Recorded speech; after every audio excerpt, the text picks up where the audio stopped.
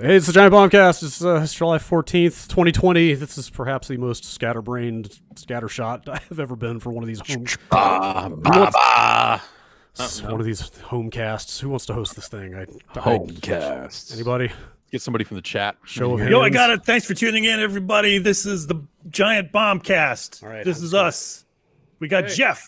Good luck. Hey, We got Jan. it's me, Bradley Shoemaker. Oh, hey, I'm here. Hi. Hello. And I'm your temporary host, Jason Astrager. How are you, folks? Jason, man, take it away. The lung control. I'm sorry. I just started my taxes right before this. I just installed a new audio interface that I hadn't tested before we went live. There's a lot going on right now. I am ill prepared for this show. How is everyone? All right. I did my taxes about a month ago. Oh, man, that sounds nice. I spent my taxes a couple months ago, I think. Yeah. Brad, this is the second time you scared me about taxes this year. What happened the last time? I think last week you had talked about taxes, and then I panicked. And he's like, I got to do it again? It's like, wait, is it a shorter year this year? Do I get a refund? I don't know. God. Didn't you say you did your taxes before the original deadline, right? Yeah, that was the first time I've ever done that. Man, I tried to be prepared for once. that sounds pretty great. Oh.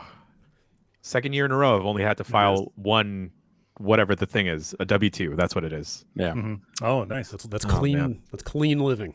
It's a lot easier. Oh, my God. Being a freelancer sucks. Yeah. Yeah, man. Yes. Jesus Christ. Wow. They don't teach you any of that. No. I had the same experience about going on 20 years ago. I was like, oh, I'm making all this money reviewing video games. I'm just going to spend it all.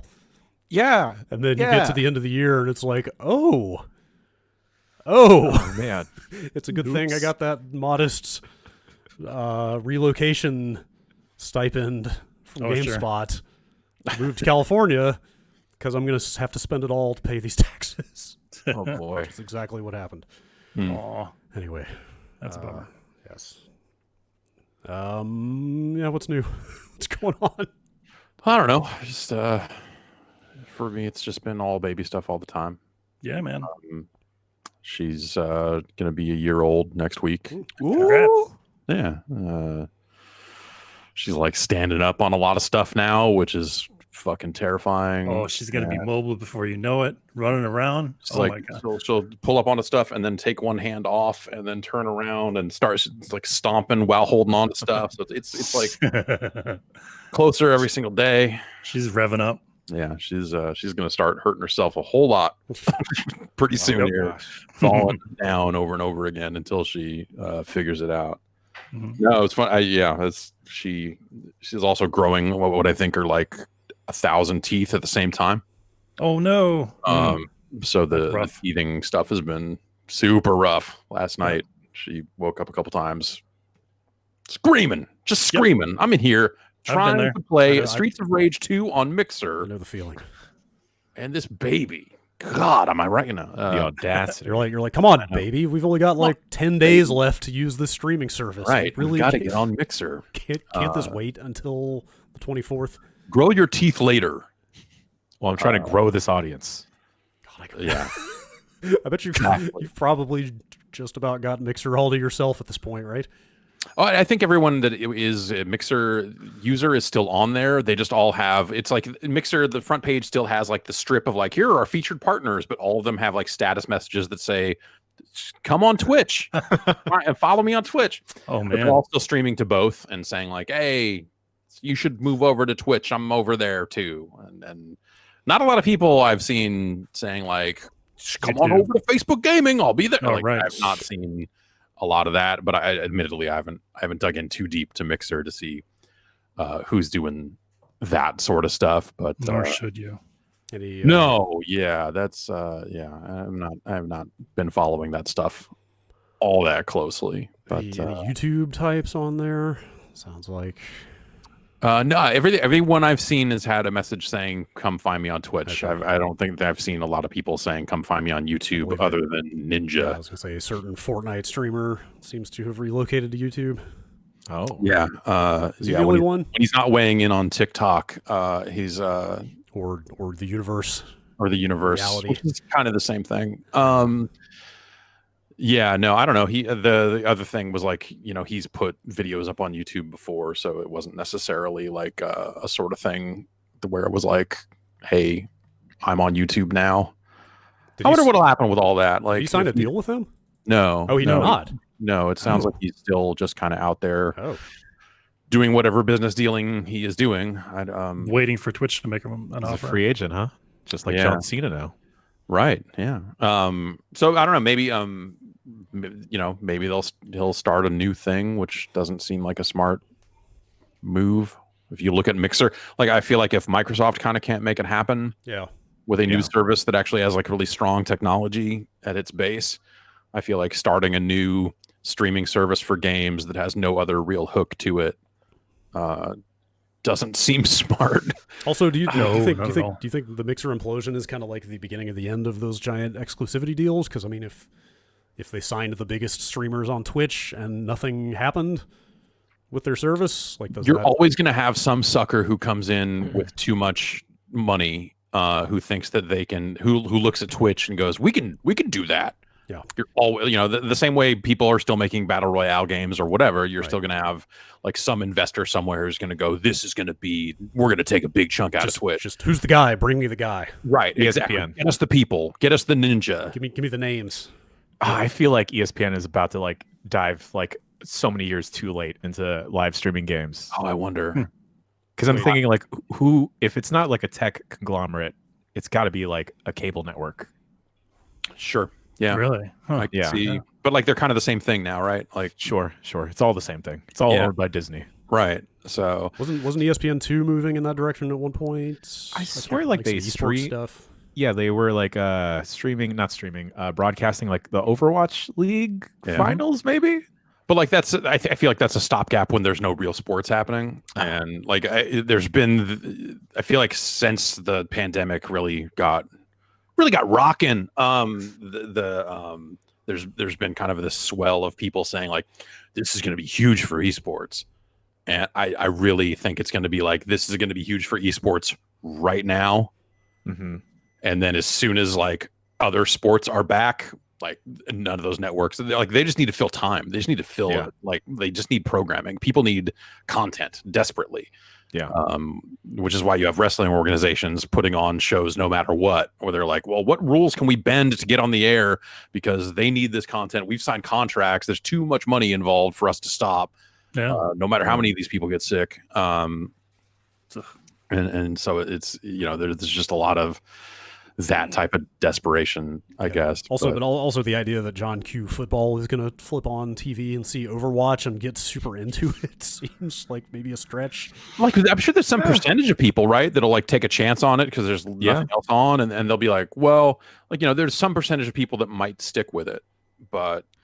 Yeah, I feel like maybe like the Joe Schmo that's watching NFL sees like, oh, there's a team from my city and they got a jersey. All right, that's cool. I'll get behind this team. Right. They got a jersey. NFL, like football people love jerseys. That's true. Yeah. I love jerseys as well. But yeah, I feel like there's been a handful of people, not so much. Maybe they've kind of tapered off on this and realized that that's probably how it's going to go. But I feel like a few months ago it was like esports is having a moment. It's like, and it's a moment. Yeah. Also, like the esports being doesn't seem to actually be benefiting them that much because most of those events are being impacted in pretty major ways as well. Oh, sure. Yeah. I mean, a lot of those events relied on people getting together in person. Like if this leads to, I was going to say hopefully this leads to more games having better netcode. Right. I mean, that's something that would be. That's the dream, right? Yeah. Is Riot going to finally deploy Internet 2, whatever dark fiber fucking tech they've been Street Fighter talking about? 6 going to have GGPO? Right. Yeah. Wasn't there some? Did I dream that there was like some tease about a Street Fighter 6 at some point recently or some rumor? That I'm familiar with. It's very possible that I hallucinated. I think we kind of talked before, like this latest season was announced. Oh, that's right. They are doing more stuff for 5. Yeah. Right? So okay. Yeah. That's probably a ways off. Anyway, video games are still coming out. They are. You guys want to talk about Ghost of Tsushima? We can talk about that. I would love to talk about Ghost of Tsushima. Yeah. I've been on a whirlwind ride. Yeah? I've had ups and I've had downs. Yes. Playing the Ghost of Tsushima. Yeah, that's out verticality in this game. Okay, cool. It's out on Friday. Yeah, I set it off, to be completely honest, not liking it very much. Yeah, I also had a similar reaction for the first handful of hours.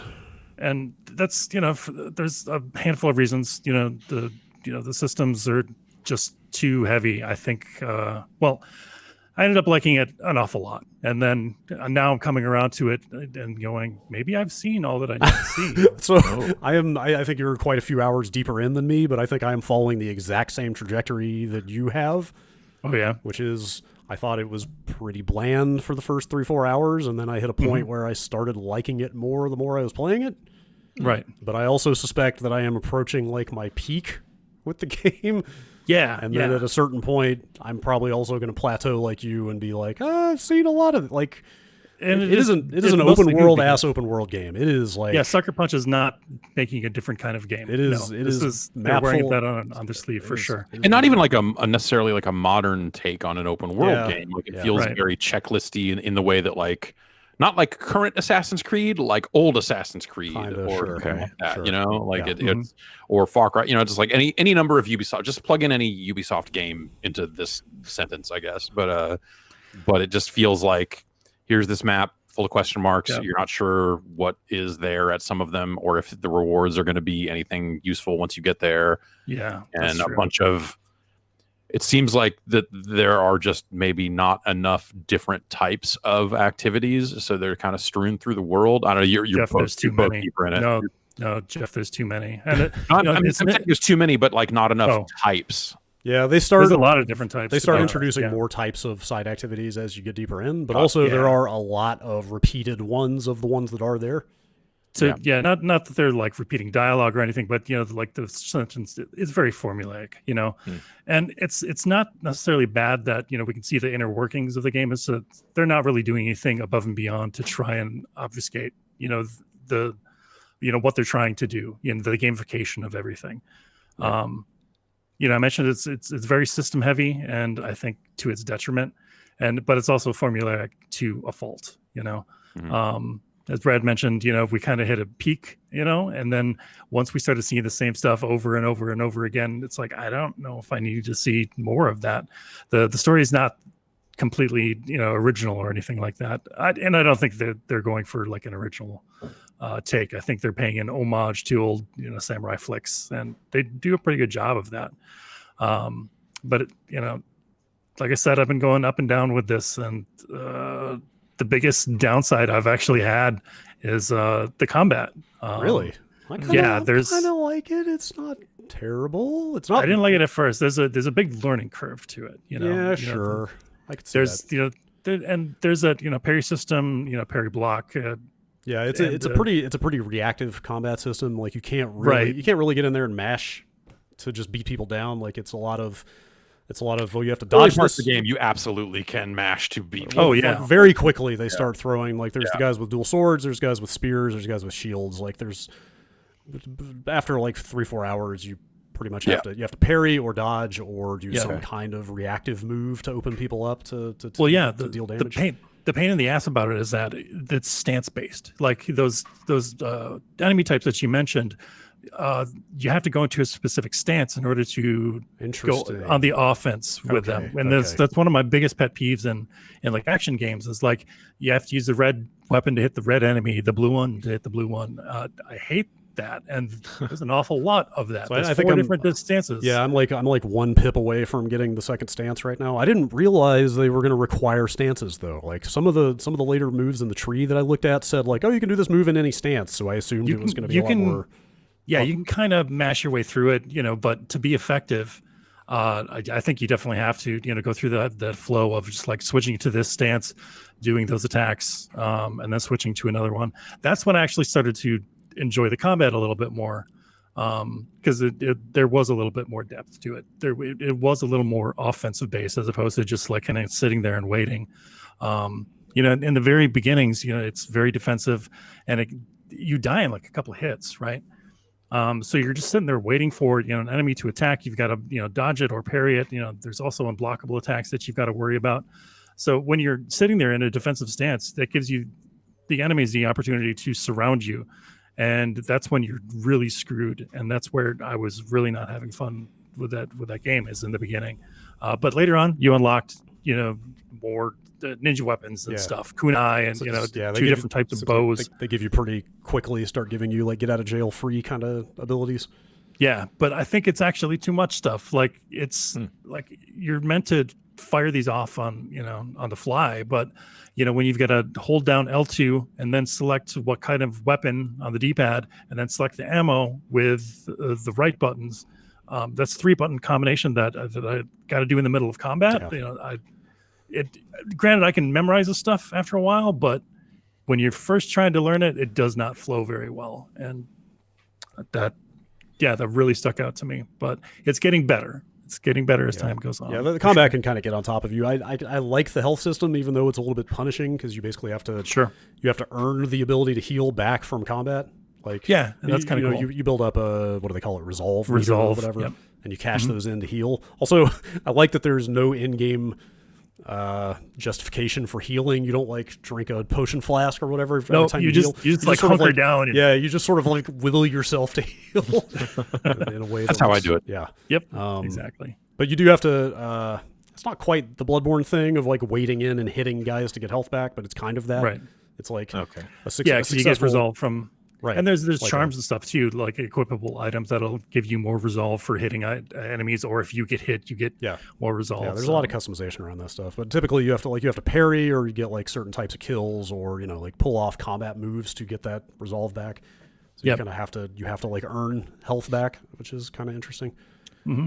Are you guys being forced to go through these encounters like super loud? Could you tackle them stealthily? You get stealth pretty quick in that game. There's this weird tension that I feel like falls pretty flat in the story, where the character, the protagonist, is like obsessed with his samurai code of like always look enemies in the eyes and engage them with honor, and like no funny business. Only cowards strike from the shadows, but then they give you stealth kill options like right off the bat, and they are incredibly effective. It's funny because like you go into the early game, you come out of like the first like boss fight where you lose deliberately, and it kind of sets you on the real adventure, and then you kind of look at the map at what the next level of options are, and what some of the other stuff you can do is, and it's just like there's this little animated GIF style loop of you walking up behind somebody and cutting their fucking throat, and I look at that one like, oh, that's where we're going with this. I guess when they say Ghost of Tsushima, they mean he's not gonna like adhere strictly to the samurai code for much longer here. Yeah, but he keeps apologizing for it, like repeatedly, and I'm like 8 hours in or something. Like when I did the first aerial stealth kill, it cut to a flashback of him being beat over the head by his uncle with that lesson of like, you must always fight with honor. Only cowards strike from the shadow. I hate apologetic samurais. He apologizes for stealth killing on a regular basis. It's just kind of goofy. Yeah, he actually ends up with more like ninja stuff, I think, than he does samurai stuff. Yeah, most of the stealth stuff in the tree is straight up smoke bombs and throwing knives. I feel like if the lesson here is that ninjas have always been cooler than fucking samurai, then I'm okay with that, right? I mean, that's like an inherent truth. I mean, what are other samurai tools? Fuck pizza. Yep. Claws. That's basically a good tool. To answer Jan's question, yeah, you can go in hot, if you want to. Or you can, take out, like an enemy base stealthily, but there are certain missions that will force you to take on stealth, which are. Okay. I don't know how I feel about the stealth in the game. They have their own version of like Ninja Vision, where you just hold on something, you can see enemies through walls or whatever, but it's only for a limited distance. So they do a pretty good job of handling that, I guess. Like the one thing I will say unreservedly about this game in its favor is that it looks fucking incredible. Like, design-wise, it's shit. I mean, you get deeper into it, but like, there's like elements of it that I think look like absolutely incredible, but there's like a lot of. I was really surprised by how framey it is. I put it on the cutscenes. I put it on the frame rate mode on the Pro, and it's been fine. I'll switch over. I'm honestly, and I know we're not going to get away from it because I feel like now everyone's just comfortable with it. I think the switch option between resolution and frame rate, I think, is suck ass. I've like consoles are supposed to be closed systems where everything just runs great and looks good, and now here's two options, neither of which get you what you want to get. And so it's like, what do you want to sacrifice, this or this? Yeah, and I don't know. Like the more the games kind of lean on it, and the more times I boot up games that just run like garbage, it sucks, man. I bet that will go away as the next consoles roll out, because these machines they rolled out are just kind of barely able to do some kind of facsimile. Like hopefully it is just like a part of it being like these stopgap consoles that came out as soon as they're like, well, these will kind of do 4K. That's what I mean. Like these things are just barely capable of pulling that stuff off. Yeah, like that stuff really bums me out. So yeah, like I like those early cutscenes just run like shit. Weird. I didn't lock 30. Like yeah, I was in performance mode as well. Like Brad, and I didn't notice any framiness. I'll switch over try it, but like in resolution mode, it just I was very surprised by, like, on a pro that's something that they were like, yeah, let's put this out here and have that be the default setting, because like some of those big cutscenes as you're kind of heading to the castle at the very opening of the game. Just run fucking bad, man. So it just undercuts the look of the game. You know, you're just like, oh, this looks incredible, but maybe they should have scaled back so it could run acceptably well. Like it's, you know, I don't know. Like I started at that point looking at everything, you know, like, hey, a lot of these ground textures look real bad. A lot of this looks, you know, there's just a lot of stuff around it that kind of started falling apart for me once I started like really looking. But like artistically, I agree. Like that first, like when you get to the late title card. Yeah. And you're riding the horse through that field, of like waving, the winds, flowers, and all this stuff. Like it's such a great artistic, cool thing. There's a lot of, like, the cutscenes do have like there's a lot of really great like cinematic camera angles. Like, you know, obviously like there's a rich history of this type of movie that they're very much like desperate to tap into. It's trading in those samurai film tropes constantly. Yeah, and I think when they nail that, like. It feels like they're cribbing. It doesn't feel totally. Like it is like the whole thing is like super derivative and like wears all his influences on its sleeve, but it's just so nonstop. Like, I mean, you get deeper into the game and like get to more areas of the game and you'll kind of see what we're talking about. Like their time of day stuff, like their day night cycle, the weather effects. Oh man, like the lightning and it's just like oozing with atmosphere. Like it's got so much just ambiance to everything. I don't know if you guys have, Jason, you've probably seen this. They full on do a Wind Waker Ocarina of Time thing where you can unlock flute songs that you can play to just change the weather to whatever you want at any time. Oh, I didn't know that's what they did. Yeah. No, I didn't know that. Yeah, so you can make it like songs, sunny, thunderstorm, rain, fog, like whatever you want. Like samurais can do that. Cool. When you find all those songs.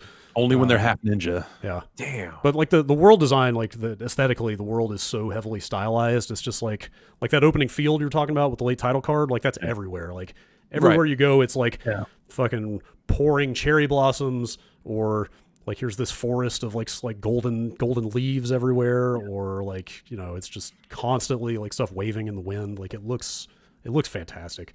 Like I did a even in those. Oh, go ahead. I did one of those. I forget what they're called. Like the myth? No, there's like Mythic 6 or 8. Tales, the Mythic Tales. There's like 6 or 8 of them in the game that all lead to like a really good ability or a piece of armor or something like that. And you might have done this one too. Like you fight a duel at the end, and like the actual storytelling is like pretty boilerplate, which is kind of a problem with the whole game from what I've seen. But you fight the duel at the end, and just out of nowhere, like thunderstorm just comes in, like lightning starts striking all around the duel and setting everything on fire. So like you're all in the rain and it's like orange glow from all the fire everywhere. Like it looks super cool. Yeah, and it's not just like, you know, the beauty and like in nature. Like it's also in the visceralness of like the blood and like spattered everywhere. It's rough. Like it's gross sometimes. It's cool looking, but I thought a lot of the facial capture stuff was really great. Yeah. Like there's, you know, maybe they spend it all, you know, maybe they spent it all on nostril flare, but there's just a lot of like very subtle facial motion across a lot of those cutscenes that I thought was cool to see. Yeah, and they've been doing that across like the last few Infamous games as well. So anybody doing the... I go back and look at it. I don't remember Infamous having that, but it's been a long time. Second Son, I think for sure it had really good facial. Yeah. Well, good facial. Yeah, I guess I'm more meaning like subtle bits of emotion out of like some of that stuff. Anybody doing the Japanese VO? I've gone back and forth. I'm not sure which voice I like better. I think I like his English voiceover better because he sounds a little more gentle and human, I guess, relatable maybe. Where he's a little more like typical gruff samurai. Yeah. When he's in the Japanese voice, yeah. I think it's kind of weird that they. Do you think that they should have done like Japanese lip flap for it? I can't say because I'm too busy reading the subtitles to stare at the faces, so I hadn't actually noticed that. But I guess everybody's saying that the lip sync is not matched up. Like it's all English, so it doesn't match when you switch. Yeah, I almost. It would have been maybe more authentic if they had gone the other way with it. Sure. Mm-hmm. Yeah, but that would probably annoy a bunch of mainstream players who don't care about stuff like that. Like, sure, I guess that seems like a very focus tested decision. Mm-hmm. Yeah, I where I'm at right now, I'm really enjoying it, but I think that's like it's like 3/4 how good it looks and just how much you can like get into these really nice picturesque scenes. Mm-hmm. It's like 20% just wanting to unlock shit like crazy because like they gamify the objectives in like a really explicit way. Mm-hmm. Like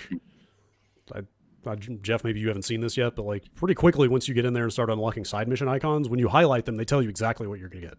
Yeah, exactly. Yeah, no, it's like you're gonna get like you're gonna work towards your next stance. Yeah, you're gonna get a bow. Like, here's the type of charm you're gonna get out of this. Here's the resources you're gonna get. Like, I think that's kind of cool, and I almost wish. Well, I don't know. I guess it could kind of go either way, but like they've got the question marks on the map that you have to ride closer to figure out what they actually are. Yeah, and what you're gonna get for going there, and I kind of. Like they give it to you for the main quests, right? They tell you exactly like those are going to show up on the map, and they say these are the 3 things you're going to get. And I almost wish that there was something, even if it had to be a little bit more vague, but it was just like, hey, if you ride over here, you might get something like this, like just to give you some sort of inkling of like, is this worth riding over to right now, or is this a side mission? I should wait until I'm just down there and by chance and do it, because like basically like as soon as I got to the point where it says like, all right, Act 1. Like it gives you the 2 very like oh, these are the big deal things I need to do, but I was like, well, fuck that, I'm gonna go do all these question marks. Like I just fell right into just like I'm gonna go do all these side quests mode, and just did all this stuff that was not of huge import but still like fun. I've had to somewhat resist that urge because as with most games like this, like it's to your benefit to do a few of those story missions first. Because like especially because like you're getting like those 2 paths that you're talking about right now, like one of them is how you get stealth kills and the other one is how you get the bow and arrow. Right. Yeah. So no, it says up front like here's what you'll get when you go. So like yes, but I was just like, well, I just want to see the world and get out here and just look at this thing, and so I just took off riding. So it's a real like they set this tone at that moment in the game that I don't think the rest of the game necessarily makes good on. Though you talking about a flute that changes the weather. Like it's really between the wind acting as like the objective indicator of like when you highlight something on the map and then hit the swipe up on the thing and it'll say like the wind is blowing the way that you want to be going, and just like you're on this horse, you're doing all this stuff like big overworld, like it really strikes a minor Zelda tone here. Yeah, with that stuff. I mean, it's not that game, right? I mean, it's very much like open world. Side mission, main mission, like all that sort of stuff, but like there's just enough of that around the edges that like right out of the gate you're like this feels like special. It does hit that feeling of like I've got an entire world at my fingertips, and like it's a world of possibility, like who knows what's out there. Yeah. And then you start exploring it and you realize there are 49 fox dens that are all kind of the same exact activity over and over and stuff like that. But luckily, it's fast travel pretty much. Yeah, the fast travel anywhere is you go. Super generous in terms of how many points there are, and also the loading times are insanely fast. Yeah, they are pretty quick. I fast traveled halfway across that first zone out of 3, and it's like not even 10 seconds, like 5 to 10 seconds to fast travel to any point around there. I don't know how they pull that off. It's pretty nice, but Yeah, I really want to go play it right now. Like, that's where I'm at right now. Like, I am really enjoying it at this particular moment in time. Right? That's where I'm at with it too. Like, after it opens up and you like the early parts of the game, I was like, okay, these systems seem interesting, but the combat, like the combat, like by default, before you start like going up skill trees and doing all this other stuff, it's like very generic. And I was even like switching between the different stances, you know, your attack patterns are the same. You know, that really doesn't change up anything at all. Okay. Yeah, like I said, it gets a little more demanding in that respect when they start throwing heavier enemies at you in bigger numbers and stuff like that. Yeah. It does a thing that I just haven't played enough open world games in a while, but I feel like I haven't seen this in a bit of like just ambient random encounters all over the place. Like constantly when you're just riding down the road, like you'll just run into a band of Mongols like patrolling, and like you can run by them, of course, if you want. They're not obligatory or anything, but like I love doing the standoff in those situations. Right. And each one of them gives you a tiny little bit of XP on your kind of legend bar or whatever. So it's like there's a constant dopamine drip of like, I'm gonna hop off my horse and kill these 3 guys and watch this meter go up just a tiny little bit. Now you're talking, just fill these meters. Is a mechanic I can very much get behind. It is that. So I went something I was hoping, like, So do you feel like you're both deeper in than I am? Do you feel that this game is a game that you could play with honor? Is there a way to play it that is very much like, I'm not going to stick to any of this like ninja shit? Like that's like Jason said, I just did they force you to do stuff. I just did a lot of missions. I did a mission last night where raising an alarm failed the mission. So yeah. Granted, they weren't forcing me to stealth kill a bunch of guys. They were I just had to stay hidden, so you don't have to like. I think I was hoping for like as it got to more skill tree stuff, that it would be like, okay, you've got your like, this is the way of the warrior. This is the Bushido, like this is the samurai way. Yeah, and there's definitely none of that. Like it's like I said, it's hang out with Yuna a little bit longer, and she'll be like, "Yo, what if you just stuck this fool?" It'll be like, "Yeah, what if I just stuck this fool?" It seems very woven into the story. Like I said, there are multiple flashbacks where you are essentially like apologizing to your uncle in your mind for betraying his lessons. And if you're truly going to be a ghost, a samurai ghost, another kind of well-worn concept, then yeah, I guess that is very much the game they're making. But like that standoff mechanic of just like walk into a camp and hit up on the D-pad and just go like, come fucking fight me. Yeah, right. And then if you time it right, you just get a free kill on the first guy that steps to you.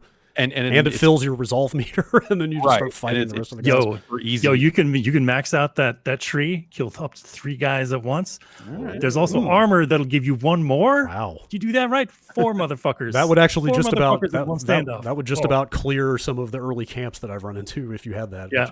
It's pretty bad. But like that's another example of just like what an open world gamey game this is like there's camps everywhere.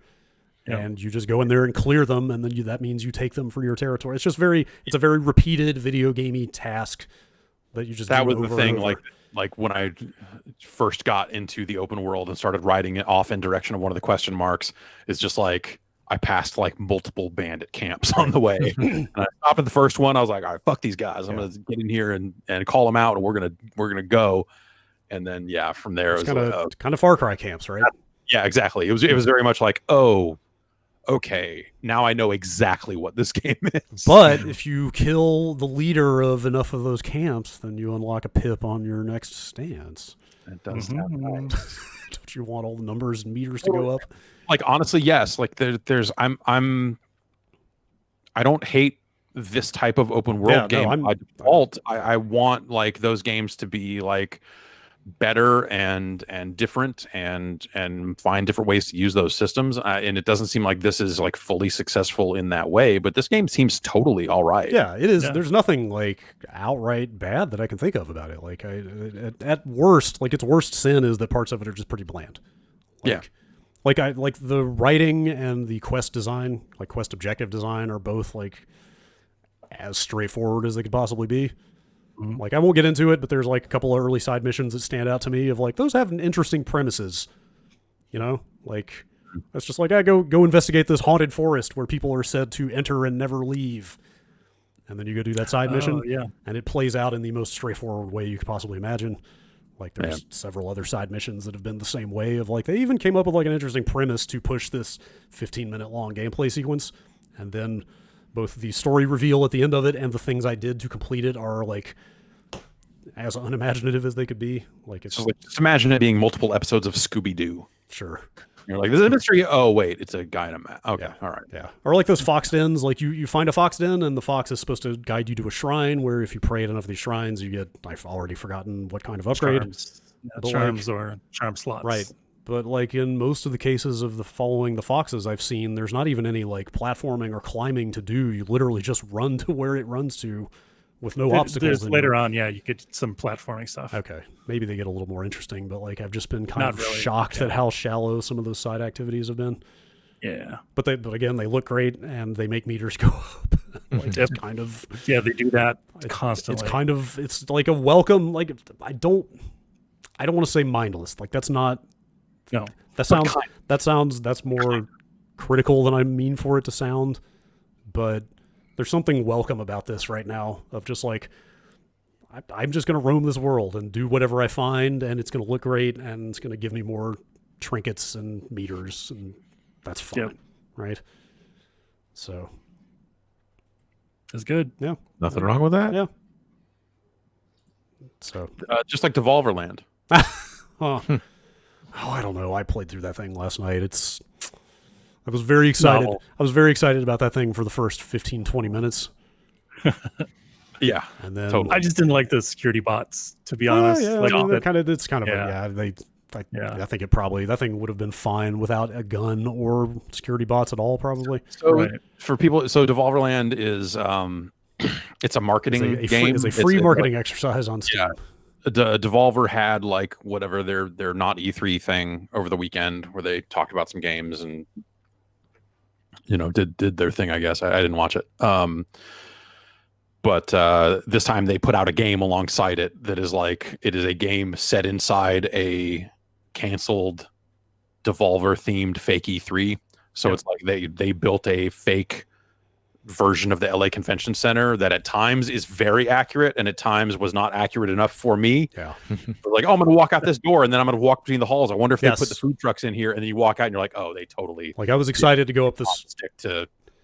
I was excited to walk up the steps to the right of the South Hall entrance to where all the concourse meeting rooms are and see all that stuff. And I was like, oh, they've just got that blocked off. Damn it. Yeah, no, they don't. That's not the direction it goes in. Okay. Maybe Devolver didn't know that because they're never in there. It's true. Yeah, they're never true. It's true. Devolver. Out in the convention center. Yeah. So this thing is basically like a first-person stealth shooter where you watch trailers for their games. And so the other thing that happened, which I feel kind of bad about, but I guess it's on them, is like one of the first games. So when you walk in, you see a bunch of kiosks and things for the games that they have. But I saw it and thought like, oh, they came up with a bunch of fake video game names. That's cool. Because the first one was Blightbound. And I'm like, oh, that's a great fake game name. What a stupid fucking name. Holy shit. That's a terrific, most generic. That's a real. That's a real game. Okay, all right. Well, guys, good. Oops. And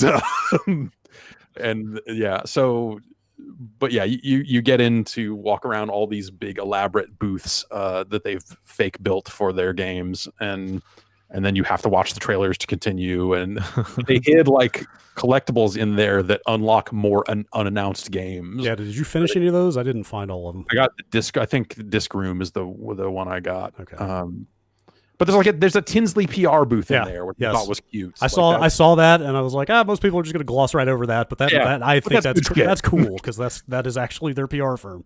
And there was another booth that just like was dark, but just had a giant hamburger in it. And I was like, all right, that's what E3 is now. You know what I felt while I was playing this thing that made me feel like a real piece of shit is, that cliche about how like writers of movies love movies about writing movies, like that whole shit. Totally. It felt like that. Yeah. It was like, I love this thing because I have been to a bunch of E3s and I can identify. It is like aimed directly at me, and I'm going like, though I will like, they don't let you immediately skip the trailers. Yeah. Like you can watch some percentage of it before it lets you skip out, but I was fucking hammering the X button, go like, all right. Really? I actually watched all of them. these games look all right, but I don't need to see this right now. I just want to see what other fake E3 shit they did. Yeah. I don't actually care about them. Well, that's the thing. Outside of the lobby and entryway of the South Hall, like I feel like it drops the fake E3 motif pretty fast. Yeah. Because like the actual booths in there are so much more elaborate than any single game booth has ever been at E3, you know? But like not totally out of the realm of possibility. Sure. But like that like the size and like complexity of that carrion booth. Yeah. The gigantic animatronic monster, and like no one game would ever get that much space or money spent on it. I feel like not a Devolver game, certainly, but I feel like there have been cases. I'm trying to think, man. Like, what's the biggest, weirdest experiential booth you've been? Because there's always some first party that's going to put you through a big dumb thing. Gosh, like what about the Halo HoloLens thing? Yeah, that was pretty elaborate. That wasn't that big, but yeah. But like Resident Evil 7 had a haunted house. Yeah, like Final Fantasy 7 had like a fake train experience, fake train platform kind of experience last year. Like Nintendo will always design large parts of its booth around like that stuff and put elaborate shit in the booth to evoke the game. Sure. Not to this extent, but like it's kind of on that track. Yeah. I thought it was, for what it is. It's a neat idea. It's a neat idea, and I admire them just dumping kind of an irresponsible amount of resources into this. Gets people talking. Totally. Like it was effective. You're like, think about. I think that the games that they're putting out, like that stuff looks all right. Yeah, like it's a pretty strong lineup, and yeah, like you're totally right. Like this thing led to me watching the trailer for every game in their lineup and now being relatively familiar with their lineup. Yeah, so like totally successful. Yeah. Even if it was just aimed at people that like, you're writing movies but writing movies thing. Even if it's just those people who then go on to talk about Serious Sam 4 a little bit more, or I'll say I came out of that thing being more interested in the fucking game. I can't remember the name of Fall Guys. Is that the name of it? Yeah. Oh, the Fall Guys. Fall Guys. Yeah. I think is the name of the weird multiplayer. Yeah. Like, did that come off to you as like, it's not battle royale, but it's kind of using that concept, but in an extremely unusual way, like a large multiplayer Mario Party, last person standing kind of. Yeah, I played that at E3. That's the past one, and it's pretty fun. Yeah, that's not pretty. I would try that. Did Carrion have a date before this? Because that's out in like a week. Oh really? Oh wow, I believe isn't it the 23rd? Or did I? Yeah, I think that's right. Yeah. Carrion, I played that demo back at. I think it was during Extra Life last year that thing came out, and I played it on that stream. But that Carrion seems fucking awesome. Very squishy. Yeah, like moving that monster around feels incredibly good. Yeah. So I think they had I think that's a cool idea that they had for that. Yeah. I think it's a good fun like expansion on the videos they've been making for E3 for the past few years, right? Sure. I mean, that's like a cool weird twist on that I think came together pretty well. Yeah. They got a quote from Dave Lang for the trailer for it, so it's still on brand in that way. Great. Yeah. I mean, there's a Mr. Do reference in there, so. Oh, really? Yeah. Wow. What else y'all got? Hyperscape. I played some more Hyperscape. Yes, Hyperscape is in open beta, I guess. Open beta, yeah. They're taking money for it, so it ain't going away. What are they selling? Skins and shit, standard. Typical. Yeah. They're selling in-game currency that you can then use for skins or whatever. So that game is that stuff as well. Business. There's a battle pass. There's a free battle pass right now, and they're doing a weird thing where like, so the game's not out on console, and it won't be out on console until later, I guess, until this current free battle pass is done. And I guess they're not going to go back and offer that stuff directly to console players then.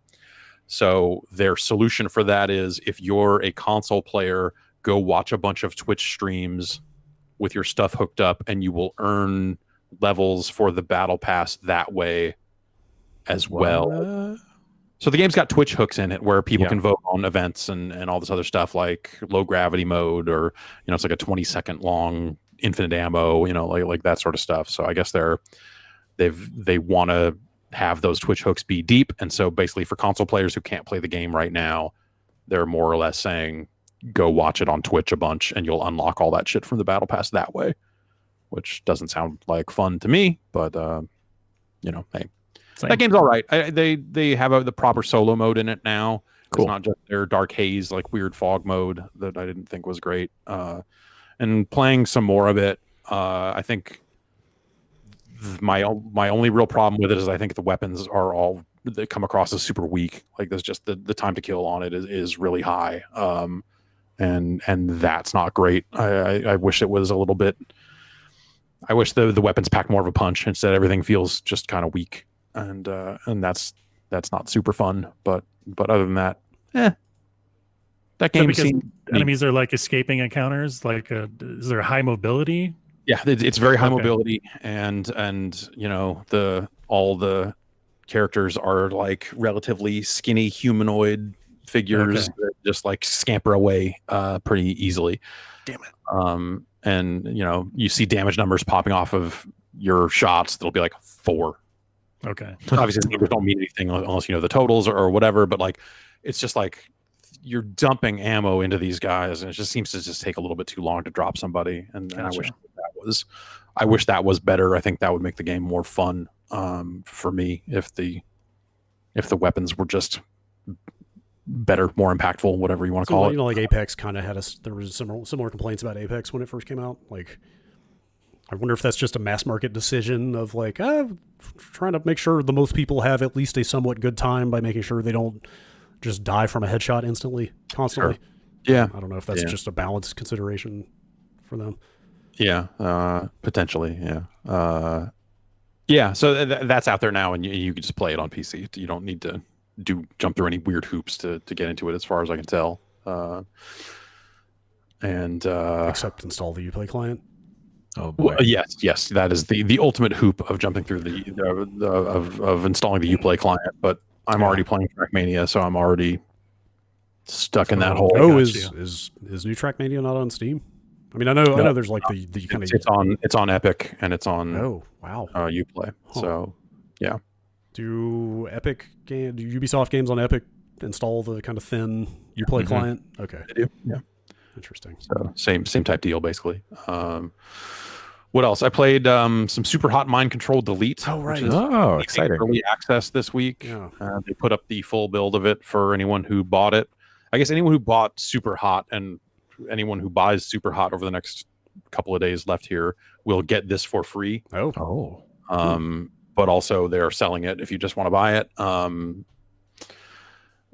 So they pushed the full version this morning. And so this is still I have not looked at this since they first put it out into early access, and it's still the same basic concept of here's a bunch more Superhot. But with no story, or did I dream that? The story is that there is no more. But the concept, they built this whole concept around it of more. Like all of the achievements are like more this, more that. And so I guess the concept is that you, as the player who beat Superhot, are saying there has to be more. And the system is constantly coming back and saying, you've already won. There is no more. You've already won. And you are continuing to push deeper and deeper until I assume you find something else. And you find little memories and little bits and pieces there. But the idea is that it's kind of a roguelike. Well, no. It's a run-based game. You are getting abilities. You have hearts now. You can take multiple hits in a room and not immediately die. And basically you find hacks, and those are the abilities. So some of those will be like, what if you started every room with a katana? Or what if you had one more heart? Or what if all the guns you picked up had more bullets in them, so you got one extra shot or whatever with them? And so they kind of twist on it that way. Or like it'll be stuff like any thrown object, when it lands, it explodes into a hail of bullets. Cool. That will then take out other enemies and stuff like that. So they give you even some different abilities. Like there's a charge where you rush over and punch a guy. So it's like it's an active ability. And so you're getting those things along the way as you kind of dig through these different nodes, and you see repeated environments and different starting positions in the same environment. It's like, here's the casino, here's this, and I don't want to say for certain that it's just straight up procedurally generated, but it does feel like, hey, we've found a way to generate a ton of more Superhot style encounters without making unique crafted things for each one of these. It has the feel of a procedurally generated game, I guess I would say. And so it doesn't feel as tight and as crafted as the original Superhot did. And so that's weird. And then so they just to change things up, they play around with the rules where it's like you'll see enemies holding guns, but the guns are red and not black, like they're a part of the body. And so guys with red guns do not drop them ever. So, you can't knock the gun out of their hand or do anything like that. They're just always going to have it. And so they try to play around with the enemies that way. And I think they've come up with some fun twists and stuff. Like it's a different kind of game than the first game was, which obviously the first Superhot was short. It was tight. It just felt like just honed, just super fucking crafted, like perfect in so many ways. Also like very new and unique, right? Like, right, exactly. Yes, of course. And so this is more of that, but maybe not quite as good, but also the abilities and things change it up in ways that make it still engaging. So I think it's cool. It's just a different kind of cool. And also, I mean, of course, like Superhot VR happened in the middle of these two as well. And Superhot VR is, it's one of the best things. I think it's probably still one of the best things you can do in VR is play fucking Superhot VR. And this isn't that. It's funny. You go look at the Steam community page for Mind Control Delete, and it's not just, but there are a bunch of people going like, "Are you going to do this in VR?" Which is like the most, like just the lack of understanding of like what it would take. Like adapting this game into VR as is would not be fun because the cool thing about Superhot VR is all that shit was custom. Like they really nailed it. They really thought long and hard about like, what do we do to make this game in VR, and did kind of a different thing. And it's fucking amazing. And just like slapping this game into VR would be not garbage, but it would not be, it's not what they actually are asking for. It's not what they actually want. What they would want is, hey, what if you did this, but with a VR style thing and actually custom made another VR thing, which I think they should do. There should be more Superhot VR. It's that good. Did Superhot VR not have the time mechanic? Did they change that? It does. Okay. So it'll be a situation where it's like you'll be like Arsenioing to make time move, so you can wait for your gun to reload or something like that. And so they made some changes around some of that stuff, but yes, it is still the basic idea of time moves when you move. So I don't know, like it's Superhot Mind Control Delete is simultaneously the weakest of the three Superhot games, but also still kind of cool on its own. It's just a different sort of thing, and like it doesn't necessarily nail the things that I loved about the other two Superhot games, but on its own, on merits or whatever, like I'll play some more of it. It's still fun. And I'm not even super deep into it, so and I reset my save when it pops up and says, hey, do you want to reset your save, because you might miss some shit if you don't.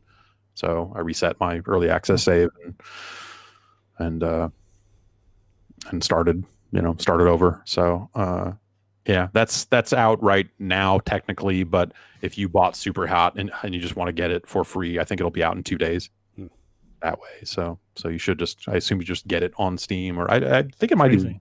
I think they're doing it on consoles. I don't actually. Now you know what? I don't actually know how they're doing it, but they are doing it at least on Steam with that stuff. So who's the developer on those games? Team Superhot or whatever. Right. Yeah, they haven't done anything else that's not Superhot yet, right? No, I don't think so. Huh. They'd have to change that name. Yeah, I guess the team true. More than Superhot, more have to spin off a whole new company. Yeah. Let's see. Jan, do you want to talk about Crosscode real quick before we go to break? Sure. Yeah, Crosscode. Crosscode came out, I believe, last year. There's a quick look that Ben and I did on the site. But it has a neat premise. It's finally hit consoles, so I'm checking it out on the Switch.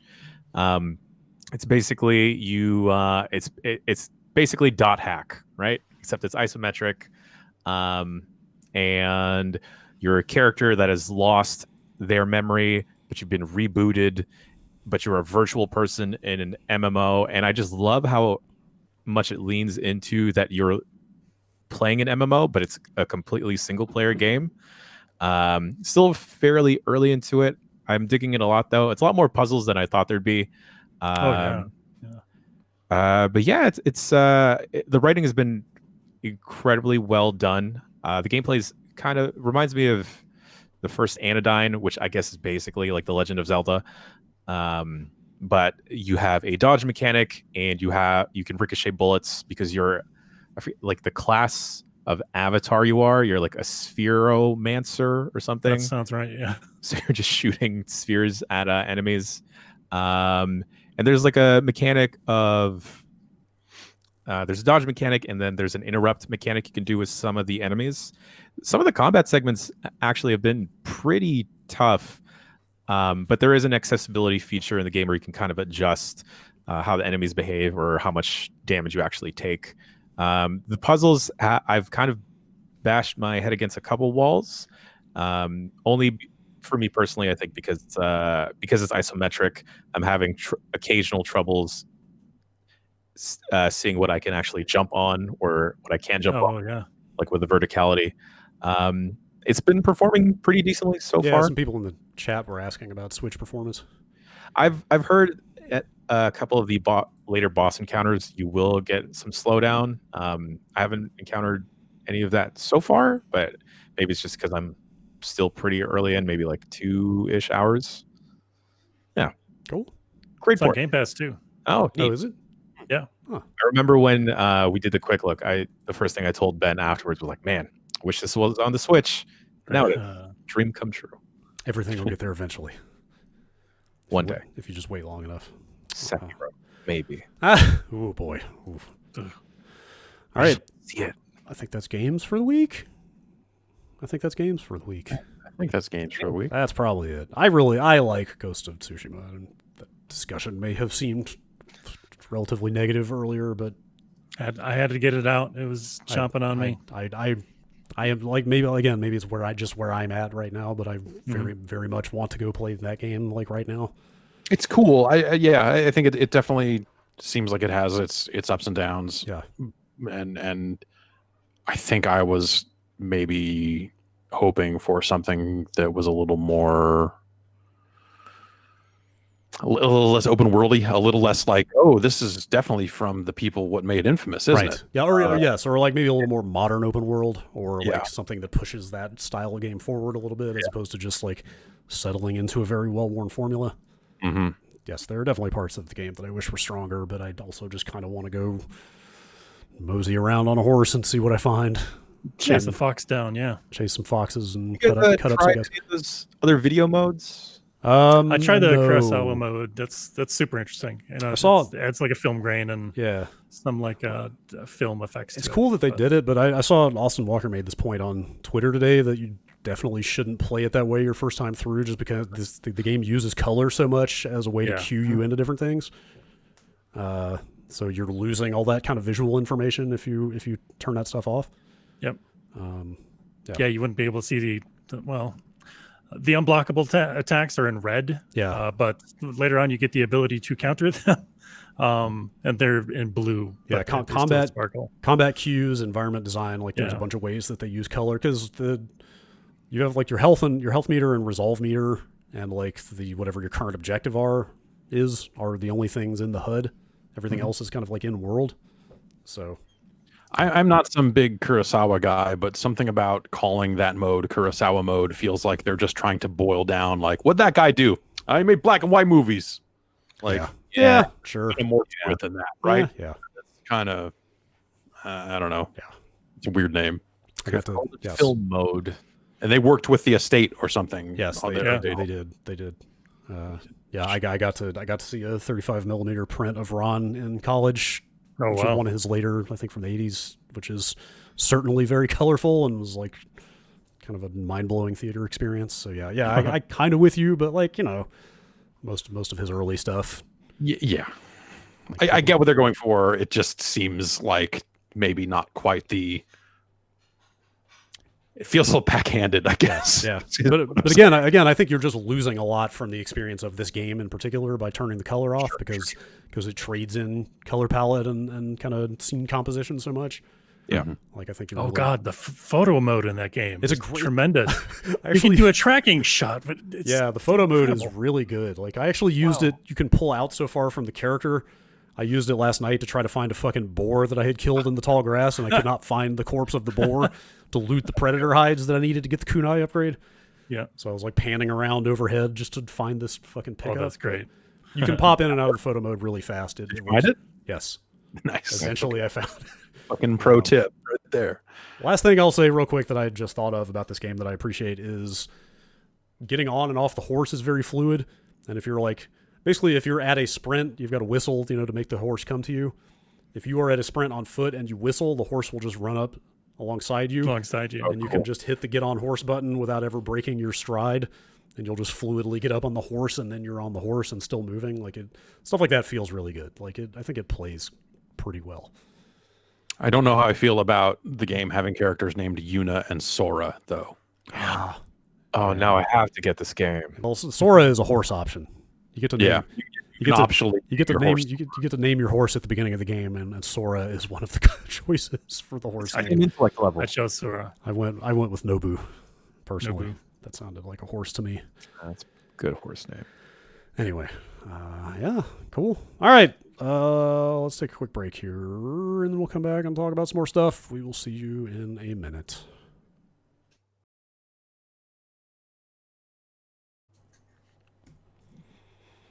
We're back, and it's time for the news. I just realized that I totally could have the music queued up for all this stuff, and I don't. If anybody wants to do us a favor here. Oh, I forgot my tone. News. We're gonna read some stories now. Thank you, Jan. Man, news. Improving some lyrics. No, those are the actual canonical words. Oh, okay. Sorry, yeah, I forgot. You can always count on Jan to just jump in there in a pinch. I'm here to say. Yes. Let's start with all the Ubisoft stuff. That saga continues, unfortunately, largely about what apparently was a much broader, more systemic problem with misconduct internally at Ubisoft than anybody had realized. A French newspaper, I believe, called Liberation, or at least translates to Liberation, published kind of an expose late last week that basically detailed like just a kind of shocking range of problems involving physical assault and intimidation, kind of corporate strong arm tactics internally that went pretty much all the way to kind of the top of their creative leadership. It's largely implicated a guy named Serge Haskaway. I'm not sure I think that's how you say that. Is anybody familiar with him? I guess he was like chief creative officer of Ubisoft, but I don't think I had ever heard the name before. No, was he part of this like editorial team? I think that's right. Yeah, so it was like I think that whole people that had wide sway over basically the entire catalog. Yeah.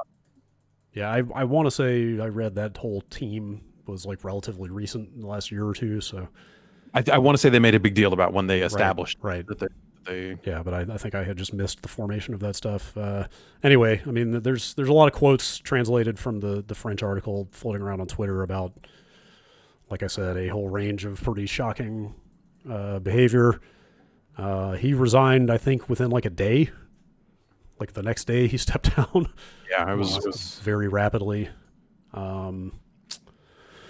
Yannis Malat stepped down from, I believe he ran, was it just Ubisoft Montreal, or was he? No, looks like he was over all the Canadian studios. Okay, last time I had any I think I interviewed that guy for like Prince of Persia or something. Okay, like a GameSpot like 15 years ago or something. Yeah. So he's definitely a long-time guy there. I wasn't clear on the wording from their statement. It sounded like he largely stepped down because he basically oversaw all this stuff, and it's like there was no way he enjoyed the confidence. Yeah, is the recent allegations that have come to light in Canada against multiple employees make it impossible for him to continue in this position. Right, like that read to me like this happened on your watch. Like there is no way that you can credibly run this organization anymore.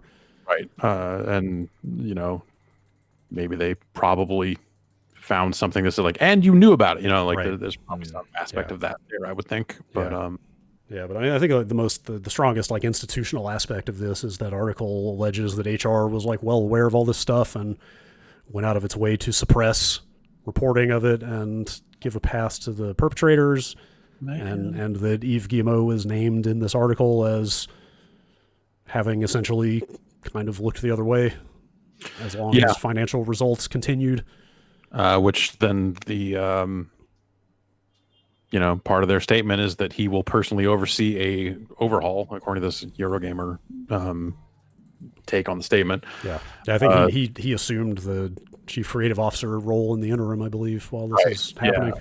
Yeah, and so we'll kind of be a part of that process, which I think at some point you start to look at how long this has been going on and how many of these people were, on private jets with him on their way to and from E3, and these are pretty high level people, and so you start to wonder like, well, what did he know about this? Was he looking the other way? Yeah. And so having him in these positions of like, oh, I'll be the one to fill this, and we'll figure it out. Like. Yeah. We'll see. So, and then the head of HR stepped down, which I assumed meant left the company, but some people were saying. Well, the statement definitely says, like for one of the other people, it says stepped down and left the company, and with the head of HR person, it just says just stepped down. Right, like maybe she's still employed by the company, but not in that management role anymore. That stuff's not clear, but it's not clear. But yeah, there's a lot of pretty rotten stuff in there, talking about like they literally had channels established internally for reporting this stuff and resisted attempts to include reporting on harassment and assault in those channels. Yeah. So it certainly seems like they were well aware of a lot of what was going on. That report says that there are like 2 dozen or so other people still being investigated inside the company. Wow. That's so this stuff will be obviously ongoing for some time. And not all of them, I assume not all of them will result in press releases and statements and some of this stuff, depending on who is involved and implicated and all this other stuff, right? I mean, yeah. And then they chose to not mention it. They chose to put out a statement. So they did their thing on Monday. Not E3 show. Yes, directly in the wake of all this stuff coming out, like literally within a matter of like Saturday, and then a couple days later, they did their Ubisoft Forward thing, and they got out there on Twitter and basically gave people a heads up. Hey, we will not be addressing this during our event. Yeah, they couldn't be bothered to just tack something on to their pre-recorded message. Yeah, it doesn't even have to be anyone talking. It could have been like 5-10 seconds of like a message on screen. What a fucking Jesus Christ. It's also not that fucking hard to just slide that shit in. Hey, we got producers on staff here. They know what they're talking about. Well, okay, what if and I don't know how many languages they did, but I'm pretty sure they did multiple language versions of this. So what if it was 5 versions of the video? Yeah. Oh man, 5 versions of maybe like 15 seconds. Jesus Christ. Been investigating for weeks that they knew about for weeks. Yeah. Like even if it didn't like specifically address the things that had happened like the day before, something in there that said like, hey, we know we have a lot of work to do. They could have at least done that. And do you have their chose to completely try to separate their desire to sell you their upcoming games from the very real problems they've got going on behind the scenes? Yeah, that's shitty. I'm trying to find their statement real fast. I believe that was on their main account. Mm-hmm. Sure, a lot of games to scroll through to get there. But also, like at the same time, like I don't know what they say in there that actually makes anything better. But acknowledging that it's a real problem in as many different high profile ways as possible just feels like the right thing to do in that situation. Yes, and they just tweeted out like, it's pre-recorded. We're working on it. Yeah, that's not a great look. They have to just like for just the sake of it. They have to. This is their punishment, Like this is what they've made their bed. They've got to lie in it, right? Were they hoping them not addressing it would just keep it under wraps more? I don't know. I mean, there's still a separation, right? I mean, you have plenty of people out there who will never even watch a Ubisoft Forward or whatever it is that are just like, oh, there's a new Watch Dogs coming out. Like, obviously there are plenty of people that buy and play video games that don't interact with them online in any meaningful way on social media or any other crap. So, I think even if they did put it in there, if their desire was to not make this a more mainstream story, like I don't think putting it in there actually does that either. Which, is maybe another problem. But I think they should have kind of been a little more ready to take this shit on the chin. This is a pretty sweeping, big ass problem that this company is going through and trying to deal with, and you can only hope that they're dealing with it on the level. But to just kind of try to sweep it under the rug when it comes time to talk about their upcoming games, I think was a pretty cowardly thing to do. Yeah, I have to agree. Callous, yeah. And then that event happened, and I don't feel like there's all that much to say about it. And then another event's going to happen. Right. The biggest announcement of that event is that they were going to have another event, which, like, maybe they should have tried to get it right the first time because the event was not an event. Yeah. Now, to be fair, if the Far Cry stuff hadn't leaked, that would have at least been news. True. Sure. Yeah. Yeah. It's a real good-looking Giancarlo Esposito. Yeah. Right. It's true. Yeah. But I think like even the stuff they did with Watch Dogs, like and I think this, I go through this every time. I think a lot of people do, where I think the way that they present the Watch Dogs games pre-release sucks a lot of the time, and then the game comes out and is mostly fine. I think Watch Dogs 2 was pretty cool. I think Watch Dogs 1 like tonally was dumb and whatever, but like was a good foundation. And so I think by the time they get to the point where this game is actually coming out, I'm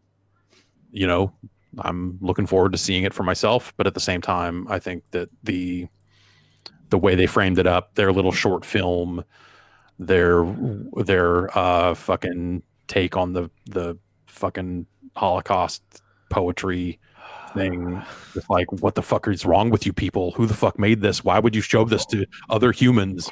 Why would you put this out in service of trying to sell your video game? Like, this doesn't make any aspect of your game look better. Instead, it's like, here's this vaguely kinetic guy running around flipping off stuff, like it looks like a Rage 1.5 trailer that then is set to that, and you're just like, what are you doing? What the fuck are you doing? Why would, like, this is not what you want to say. You just wonder, like, do people inside that bubble just take it so seriously? Like, no, man, we're really saying something, that they think it's worthy of that type of treatment, but instead it just makes their whole game come off as just a joke. But I think they've fucked up the marketing of Watch Dogs specifically so much over the course of the entire franchise that I think that they did their game a disservice yet again. But at the end of the day, will the game be all right? Maybe. I don't know. We'll see. Yeah. Seems like it could be an interesting experiment. Yeah.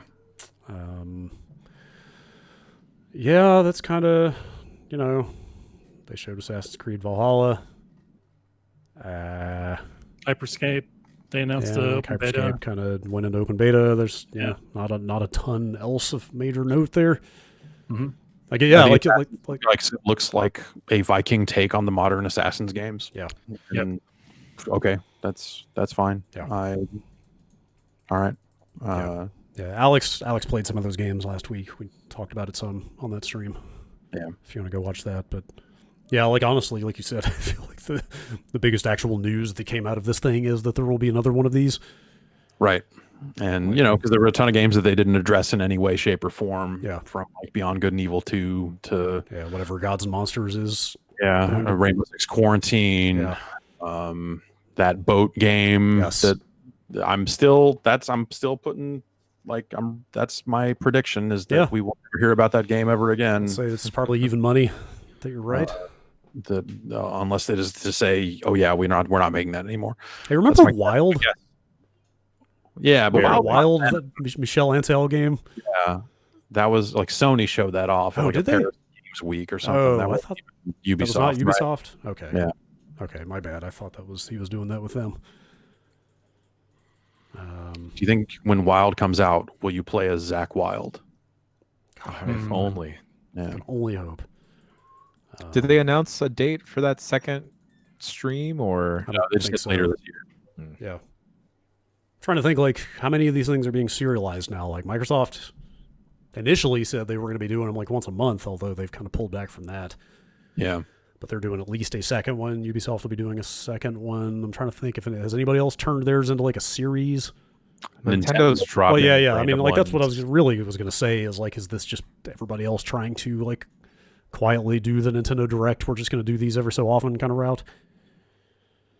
Yeah, it seems as such. Yeah, I just don't know that anybody can gin up the excitement that Nintendo does. Yeah, with this format, it's been so weird. Like I've been talking about this with my wife, and she's like, what's been happening, since there isn't an E3, and it's like all these companies are just like dropping these direct type things just kind of throughout the summer. It's been the summer of E3 essentially. But also, I think like when you put that against like it's the last year for these consoles, and the information about new games for new consoles has been on such a drip feed. It hasn't had a real impact. Like I think a lot of stuff is fallen flat. Like if it had the bulk of an E3, I think a lot of that stuff would hit a little differently. You think so? A little bit. Yeah. But I think spreading it out, it's just like here's all these one-off events that you watch and go like, okay, sure. Yeah, like the Paper Mario stuff, I feel like could have been a huge reveal. And then it's coming out this week? Next week? Yep, this week. Real soon, yeah. Yeah. I think Friday. And they did like a Treehouse type of like live stream last week. And like that was, a lot of people found it misleading because they were talking like, oh, we'll reveal like a third-party game that's coming out. And then it wound up being about Bakugan. Yeah. Yeah. Which I'm hyped for, There you go. There's like, what do we got? Bakugan. No rhyme or reason. Just, I don't know. Bayonetta, is that ready yet? No? All right. Bring out the Bakugan. Yeah. Yeah, I mean, like not only is this stuff super spread out, but like we haven't even seen everything that we would have seen at an E3 by now. Like we still haven't seen the Microsoft first-party stuff. Like we haven't even gotten the full brunt of what E3 would have been. July, and we don't know what the Call of Duty game this year is. God, right. Other than the part where we know what this year's Call of Duty game is, but I mean, like they have not officially announced. Hey, there's no basketball there. There's literally nowhere that they could announce a Call of Duty game right now. Well, that's the thing. Like they're just going to announce Call of Duty inside Call of Duty. They're taking it in-house. Oh, it's like Fortnite streaming movies. Yeah, it's like Devolver Land, but a battle royale. If we had an E3 this year, do you think they would have, like Xbox or Microsoft and Sony, would they have announced the prices by now? I don't know. I or feel like something like I feel like no, tight? just based on all that reporting behind the scenes about like everybody's gun shy about announcing a price, or they don't know what to commit to right now. It was funny yesterday, like all the people going like, there's a rumor going around that Sony's going to announce price today. Like, come on a Monday afternoon, just out of nowhere. Like, I don't know, with some of the stuff that they've announced and some of the ways they've done it. Like, I wouldn't be too shocked. Like, I was halfway going like, that seems incredibly unlikely, but fuck, I don't know. Yeah, I don't know anymore. All this shit is so weird. Like, maybe. I mean, like the controller thing was like, the design was getting out to developers, and that was going to leak one way or the other. But like something like the price, especially where there are indications that the PS5 is maybe going to be more expensive than people want, is something that they're going to want to like carefully stage manage and roll out in the softest way possible. Yeah, but they also have to get that information out to retailers and all the other stuff. So there's danger for leak on that front too. The Amazon landing page for the PS5 went live yesterday. So yeah. Oh, is that so? I think it had been live for a couple months. Yeah, I saw this was the big custom one now. It was the big custom product page for here's everything about the PS5. Yeah. Anyway, speaking of the PS5 and also Fortnite, since you mentioned it, Sony has made a $250 million investment in Epic. Crazy. How much money have they raised now? Let's see. It looks like Epic has taken $1.83 billion in investment to date. Give or take, not bad. I just feel like it's a sign of the times with Epic that I saw that news, and my first response was that's it? That's got to be nothing in the context of how much Epic is actually worth at this point. Yeah. And also, that's not necessarily money coming from PlayStation. That's right. Sony. Right. That's hey, films and television are using the Unreal Engine to do stuff and all that. There's a lot of they've managed to get the tendrils of the Unreal Engine into a lot of different things these days. So yes, it's all over the place. But Sony used to control. I mean, I don't know, maybe they still do, but there was an Epic Records that I'm pretty sure was Sony. Oh God, I forgot about that. Maybe they're just trying to get that back. Wasn't I'm trying to think who was on Epic. I want to say Michael Jackson was. Okay. Those releases came through Epic. Thinking back to my Columbia House days. Yeah. Getting stacks of CDs in the mail for a penny. Let's see. So yeah, Sony, Sony does take on a minority controlling stake or ownership stake in Epic with this investment, but like I said, just, in contrast to whatever Epic's actual valuation is at this point, that didn't sound like that much money. Sure enough, I don't know where this came from, but VentureBeat updated their original story later on and said that $250 million is getting Sony a 1.4% stake in Epic, which puts the value of Epic at just shy of $18 billion. Yeah.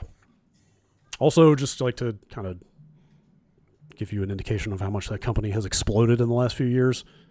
Tencent is a pretty large minority owner of Epic. They invested, Tencent invested $330 million in 2012, and that got them 40% of the company. Holy shit! And now, 2/3 of that investment gets a point and a half. I want to go back to that time frame and just what can I PayPal $20 to somebody? Hey, Tim Sweeney, I got it's $500. Can I just? Oh boy, Chester $25. Yes. What do I? Yes. We just whip out this sports almanac and see. Yeah. What's going to happen next? Yeah, I don't know. I guess that's kind of the story. There's not a lot of indication out of this, what if any effect that'll have on the relationship specifically between PlayStation and Epic and the Unreal Engine. Probably not much.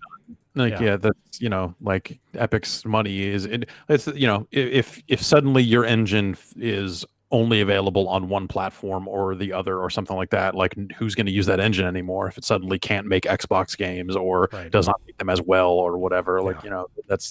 There's an impact there. And this is not enough money. Even if that was Sony's intent, this is not enough money to get Epic to do that. So, not even close. Yeah.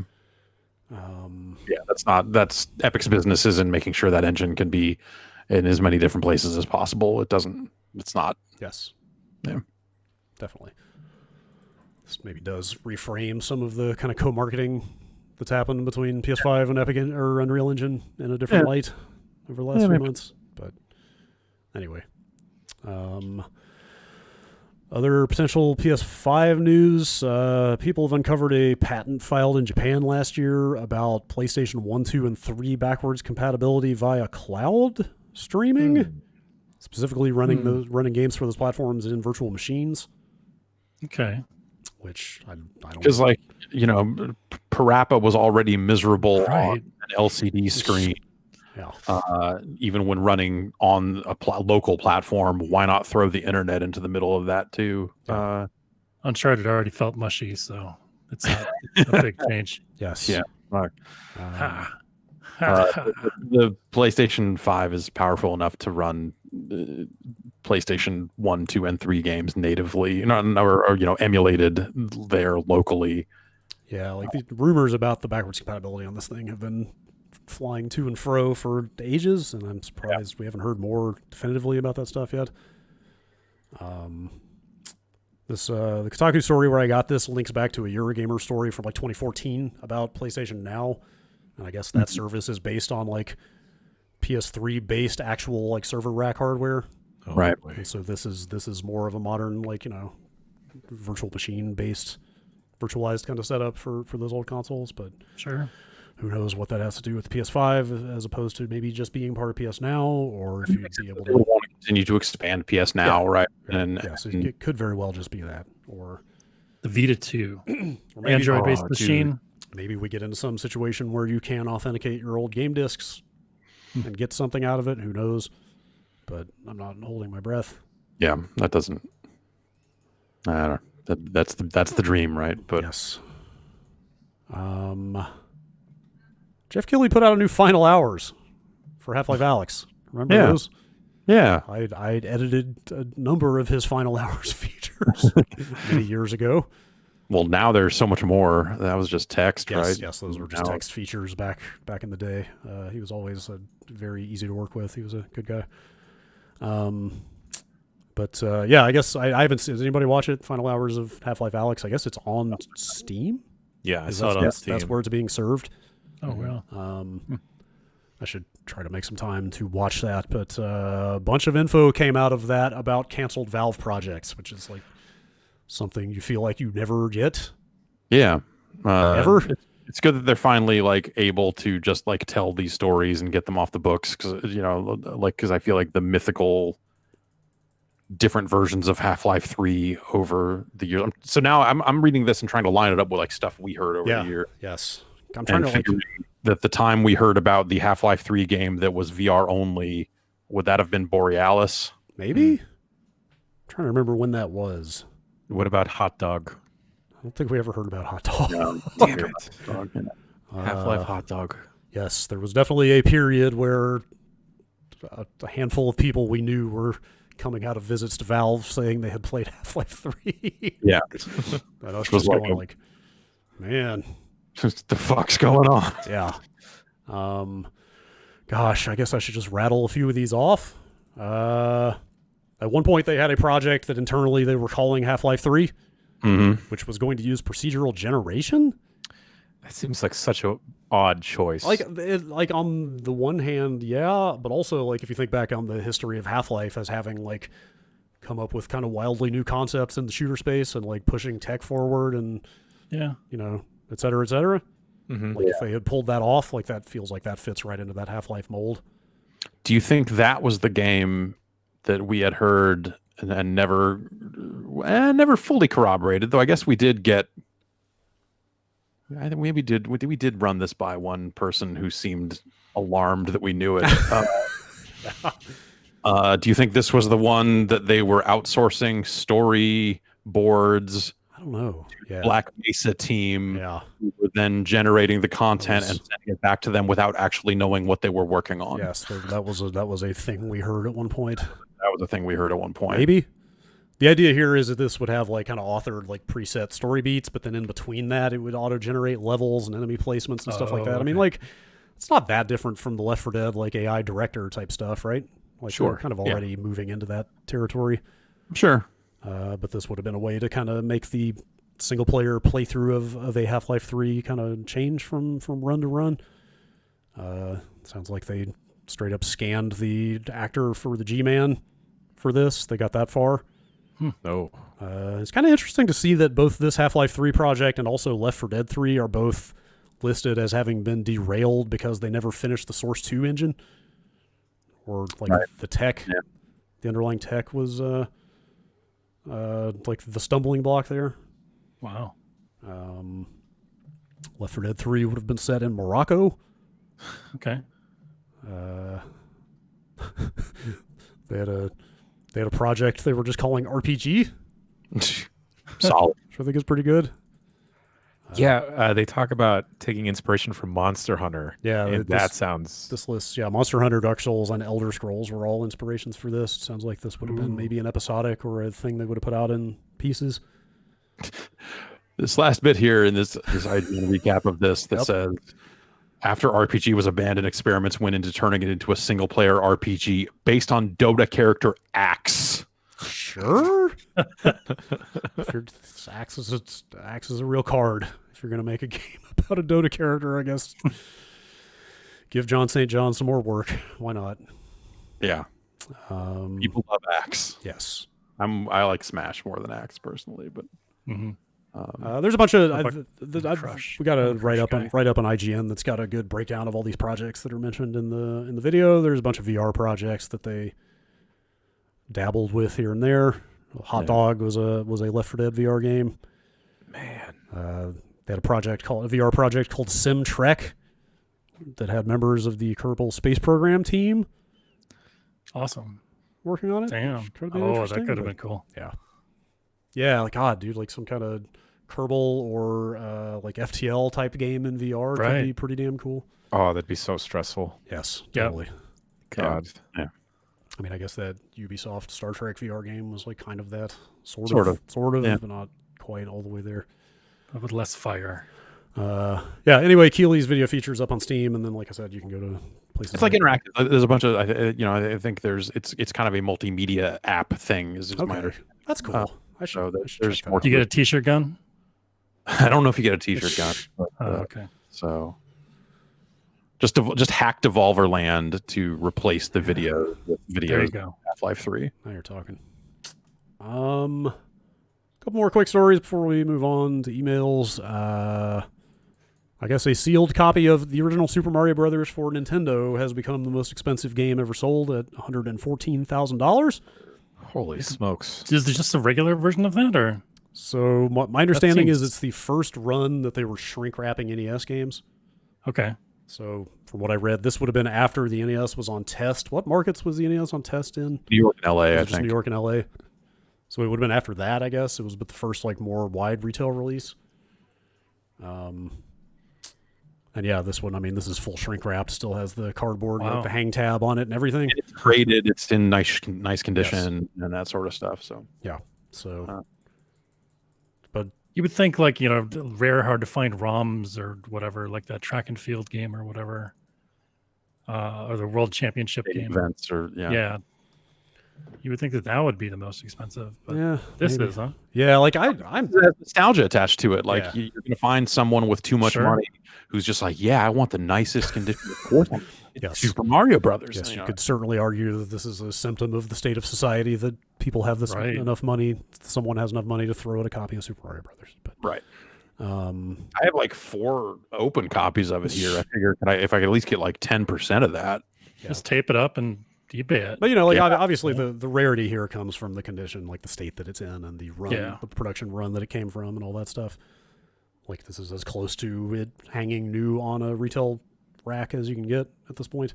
Yeah, I think I forget who, some expert that I saw quoted on this said that there are probably single-digit copies of this run of Super Mario Brothers in existence. Same time, nuts. It definitely does make you wonder if we're in some kind of bubble though of this stuff. The bubble shifts as time goes on. I think in terms of what is getting too expensive and what isn't. Where that Neo Geo games went crazy, so people started going to PC Engine CD games, and then those started going crazy, and I think that stuff fluctuates differently. But yes. I remain shocked that PlayStation prototype didn't sell for more. Oh right. I still think it's crazy that. What did it top out? Was it 30? It sold at basically 3 of these. It's 300 and something thousand. So yeah, I think the interesting thing is these were all heritage auctions, and a Sega Pluto showed up in that auction and went for $84K, and that's they were trying to make a updated version of the Saturn, whether it be cheaper to make in some ways, but then there was still talk that maybe it had a hard drive in it as well, some other weird shit. Saturn Pro. Saturn, a built-in built-in internet capability. Some of that stuff. That prototype hadn't even been my known. Netlink would have been obsolete. I know, yeah. Your Netlink, throw it in the garbage. Daytona CCE and all that other stuff. Just throw it all away. You don't need it anymore. What was the Neptune? I just saw somebody mention this in chat, and it reminded me there was a Sega Neptune. I want to say the Neptune was the all-in-one Genesis 32X. Okay. And maybe a Sega CD in there as well. I don't, but it might have been like the full tower, but in one piece of hardware. Sure. Weird that in my history, I just typed in Neptune and it said like, you mean this JPEG you looked at a month ago? I'm like, yeah, that one. It's not that weird. The prototype of it looks like it's not Sega CD. It's just a Genesis with a built-in 32X. Okay. Anyway, that's an expensive Super Mario Brothers. Last story, because it's kind of a slow week. Tetris is getting the HQ trivia treatment. It looks like a mobile game called Tetris Primetime, which is full-on daily Tetris with a host in a polo shirt. I don't know who this host is. Is that a polo shirt? How many questions are there based on Tetris? Is it an L block? What piece is this? Or a 7? So anybody have any strong feelings on this? I think the dude is underdressed. Yeah. Okay. Also, I don't like polos. Yes, I'm with you. I feel like I don't know that I'd go full like suit and shirt and tie necessarily, but this Tetris we're talking about. Maybe class it up a little more.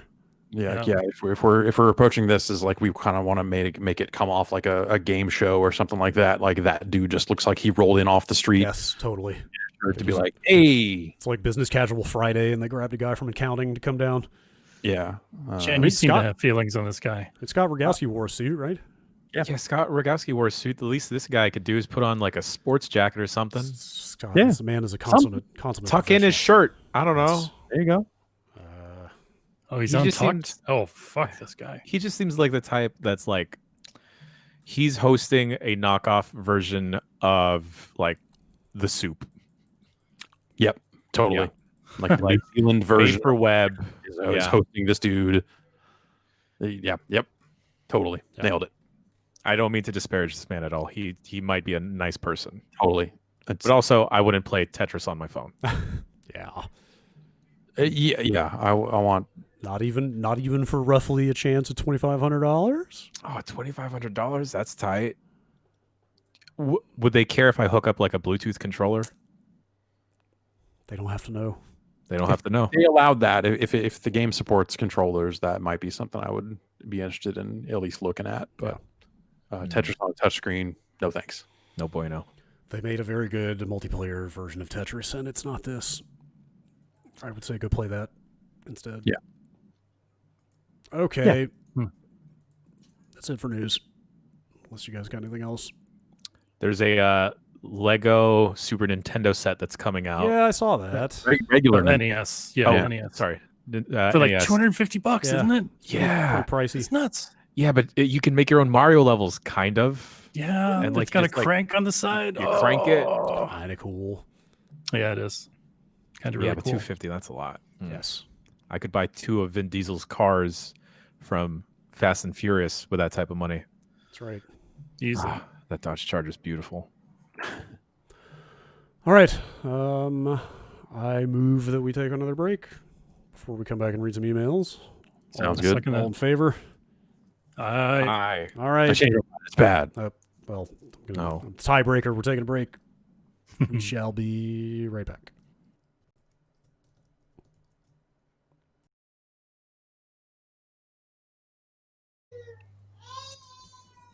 Well, we're back from break. I don't know. It sounds like somebody is not a big email fan over there. Sorry. No, she's very sad about the emails. She thinks like, man, who sends emails anymore? It's like it's an old dead format. We're done with those. The youth has nothing but disdain for the way things used to be. Text your questions in. Put it on TikTok. Your child is going to hate TikTok. TikTok is going to be the old person's service by the time. Right. Oh, man. Yeah, it'll be people going, I keep up with my high school friends on TikTok. And that'll be, yeah. Yes. Emails are eternal, as far as I'm concerned. That's what the E stands for. Eternal mails. Actually, I'm sure if you reread the corporate email policy, you'll find that the emails are not eternal. No, they're not. Will auto delete from your inbox. No, you can stretch that out. God, that sucks. Not permanently, at least not that I've figured out so far. Yeah. I miss IMAP. Yeah, I miss email. Yeah, no, that's. Yeah. Hey, we were talking about Ninja earlier. You know what really fucking bums me out is that dude owns TeamNinja.com. Oh yeah, we talked. I don't know if maybe you were not here that week. Somebody wrote in about that very thing. I forget what actual Team Ninja's website is, but it's certainly not that. Certainly not that. team-ninja.net. Let me see if I can find it. God, the title of TeamNinja.com even says Team Ninja official website. No, it's not. No, it's not. No, it's not. That is categorically untrue. Yeah. Who else is on his Team Ninja? I don't know, but when you go there, it's just a full-page video of people modeling his clothing, apparently, like merchandise. Yeah, it's his merch site. Yeah. Which, whatever. Here it is, teamninja-studio.com. Oh, it's terrible. It's also, I know we talked about this and I've already forgotten it in the month or two since it came up. That just links straight to their Facebook page. Oh. So that's how much Team Ninja cares about their own website, I guess. Yeah, that's true. Of course, after seeing what happened to their rightful domain, I guess I can't blame them. Yeah. All right. Bombcast@giantbomb.com. That's where the emails go. We were kind of just talking about this, so I'll start with this one. Brock in Indiana. I've been reading more about Sega's rocky ride through the 1990s, and it's reminded me a lot of the strange naming conventions and poor messaging we saw from several platforms in the 2010s. Back then, was there mainstream confusion about whether the 32X and Sega CD were add-ons or new consoles, like we also later got with things like the Wii U and the Xbox One? I don't think so. I thought that, yeah. I thought that was pretty straightforward. Yeah. I didn't have it. I mean, I can't speak for everybody, but I don't remember ever being confused about what you did with those things and how you used them. The CD add-ons came out at a time when that was how they didn't sell CD-only consoles just yet. Right. Or if they did, they were the big, dumb multimedia machines. There were CDI and all that other garbage. So yeah, there was no comparison point where you're like, well, how do I know if this is a standalone CD thing? Is it they were both add-ons at that point, the TurboGrafx and the Genesis. No, I don't remember there being a lot of confusion about it. Yeah, for whatever reason, I feel like that stuff was messaged pretty well. But I was very confused as a child, though, with the 32X. A lot of people were, even if you weren't confused about. I think Sega was. I think just inside and out. Everyone was confused about that. The nature of the 32X in some respects is unknowable. Even at that age, when I would have eaten up anything video game related wise, I wanted nothing to do with that. I am genuinely, I can't believe I'm saying this, I'm genuinely kind of bummed that it sounds like the possibility of a Mr. Core for the 32X is in doubt. Oh no. Because I've never had access to one of those things, and I would actually like to try those games just for historical curiosity.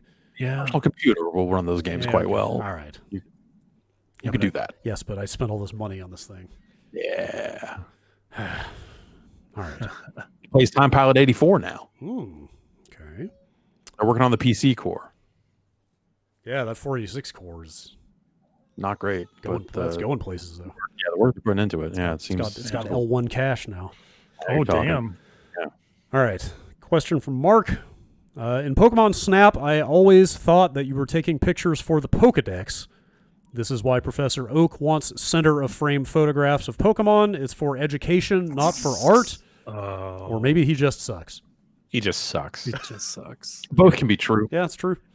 I mean, when you go to a Yelp page for a restaurant, I understand that you want like photos of like the food straight on to see what you're ordering, but sometimes you want like action shots of people having fun at your restaurant, don't you?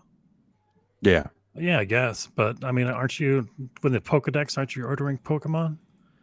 Well, why would he pay extra for like the poses you get after throwing shit at them if they were just meant to be science photos for a Pokedex? He gives more points for dead Pokemon. I'm sorry, fainted Pokemon. Yeah. Oh God. I mean, when you're buying clothes online, like, yeah, you want to see like the design on a shirt, but don't you also want to see how it like fits and hangs on someone? Yeah. Don't you see the wear and tear? That never does anything, like, because it's always just the same dude with the shirt photoshopped onto him. So it never reliably tells you how that unless you get Jason, you interrupt Jason's work day to like slap a t-shirt on him and then make him hold an arcade stick. That's real. That's real. Yeah. I mean, the man's a professor. That stuff has to be going into a textbook, right? Oh, he's somewhere. A sicko. He's a damn pervert.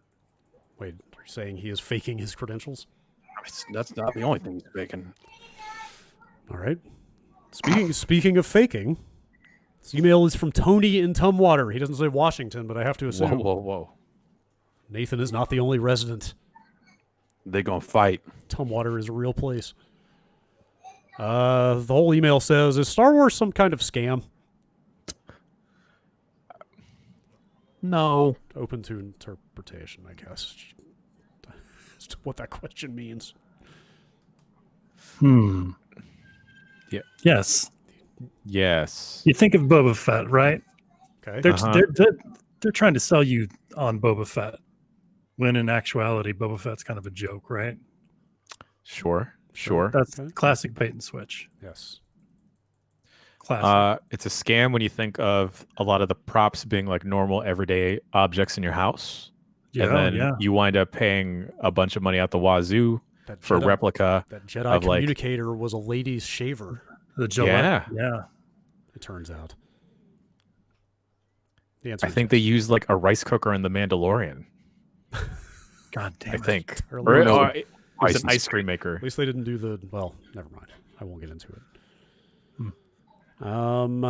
I tried making a lightsaber. It didn't work. You didn't have the Kyber crystals because you could have bought them, Jason. You can just fake that RF code, man. Don't buy into that scam. That's a scam. Kyber crystals are a scam, if I ever heard of one. Question from L in Helsinki. Hello, L.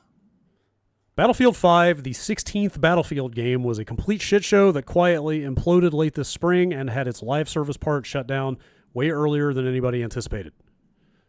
The final product was a quote-unquote realistic World War II shooter where, he goes into a lot of complaints about the various game modes of this thing. Let's hear some of them, because like I didn't play a ton of Battlefield 5, so I know people were not thrilled about it, but I never really got a handle on why. A realistic World War II shooter where Japanese ninja warrior paratroopers jump from British transport planes to fight James Dean in the Netherlands during the initial German conquest of France. This sounds all right. Is the example. Checks out, yeah. I don't know I have no idea what game modes. Anyway, he goes on. Ignoring all that stuff, the post-release highlight has to be EA and DICE trying multiple times to introduce weird changes to the core shooting mechanics, only to be every time faced with community dropping the game en masse for a month or two before the changes were reverted, only for the cycle to repeat a year later. Meanwhile, the community just wanted a D-Day map and some Eastern Front stuff. I suppose the failed PUBG imitation mode took a lot of development resources without much return, given that the later patches had to drop the minimum player count to 2 players, as anything bigger just had no matches ever start. What will the 17th Battlefield game look like? Will there ever be one? What the fuck is going on at DICE? Is this DICE imploding or EA fucking it up from the outside? I have to figure that the Battlefront 2 reaction probably shook a lot of stuff over there, and I have to guess. I can only guess. I don't know. I don't actually know what's going on over there, but I would think that it's a mixture of like the reaction to loot boxes and Battlefront 2, a lot of that stuff, the all hands on deck, we got to fix Battlefront stuff that happened, probably cut into some Battlefield stuff. the last Battlefield game before that didn't exactly hit it out of the park. So there was kind of like having to figure out what people even want. That's probably the big one to me. Is just like as he points out, they've made a lot of Battlefield games. Like at some point, it's kind of tough to keep coming up with ideas. And they were making these as the trend had shifted back to World War II from the modern era and future combat-y type stuff. And yeah, you know, as much as like the series started in World War II, I think it really hit its stride with more modern settings. And you know, the gameplay kind of accoutrements that comes around being set in a modern setting, that when you go back to these older settings and have to go like, oh, well, people expect these types of abilities and this and that, you know, like those sorts of things, to then have to haphazardly map that onto the technology available in the World War II era, you probably just end up in a weird conundrum of just like, well, these games used to not have this stuff, but now people need to have it, but they only were able to have it because it made sense that this technology existed, drones and, you know, whatever else, you know, UAV, you know, like those sorts of unlockables and all that sort of thing. So I don't know. I bet it's a little bit of everything. When Call of Duty went back to World War II there and Battlefield kind of went the same way, like I didn't envy any the people working on those games, because that just seemed like, man, you got to try to recapture how people felt when all of these games were World War II games, and the games have changed so much since then that I just like, what are you even trying to recapture at that point? Yeah.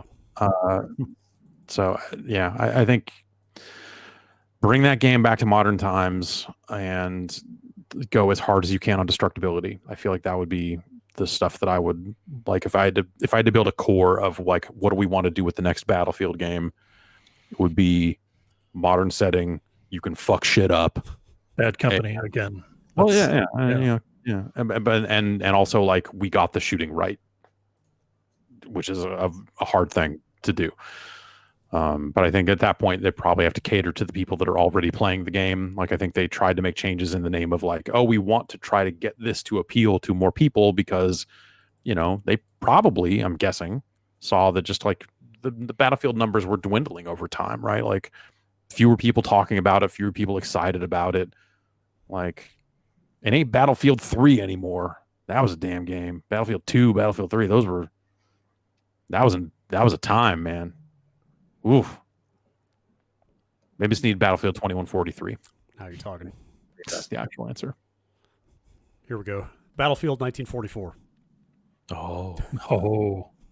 Time is now. Yeah. What did they do? They did 43.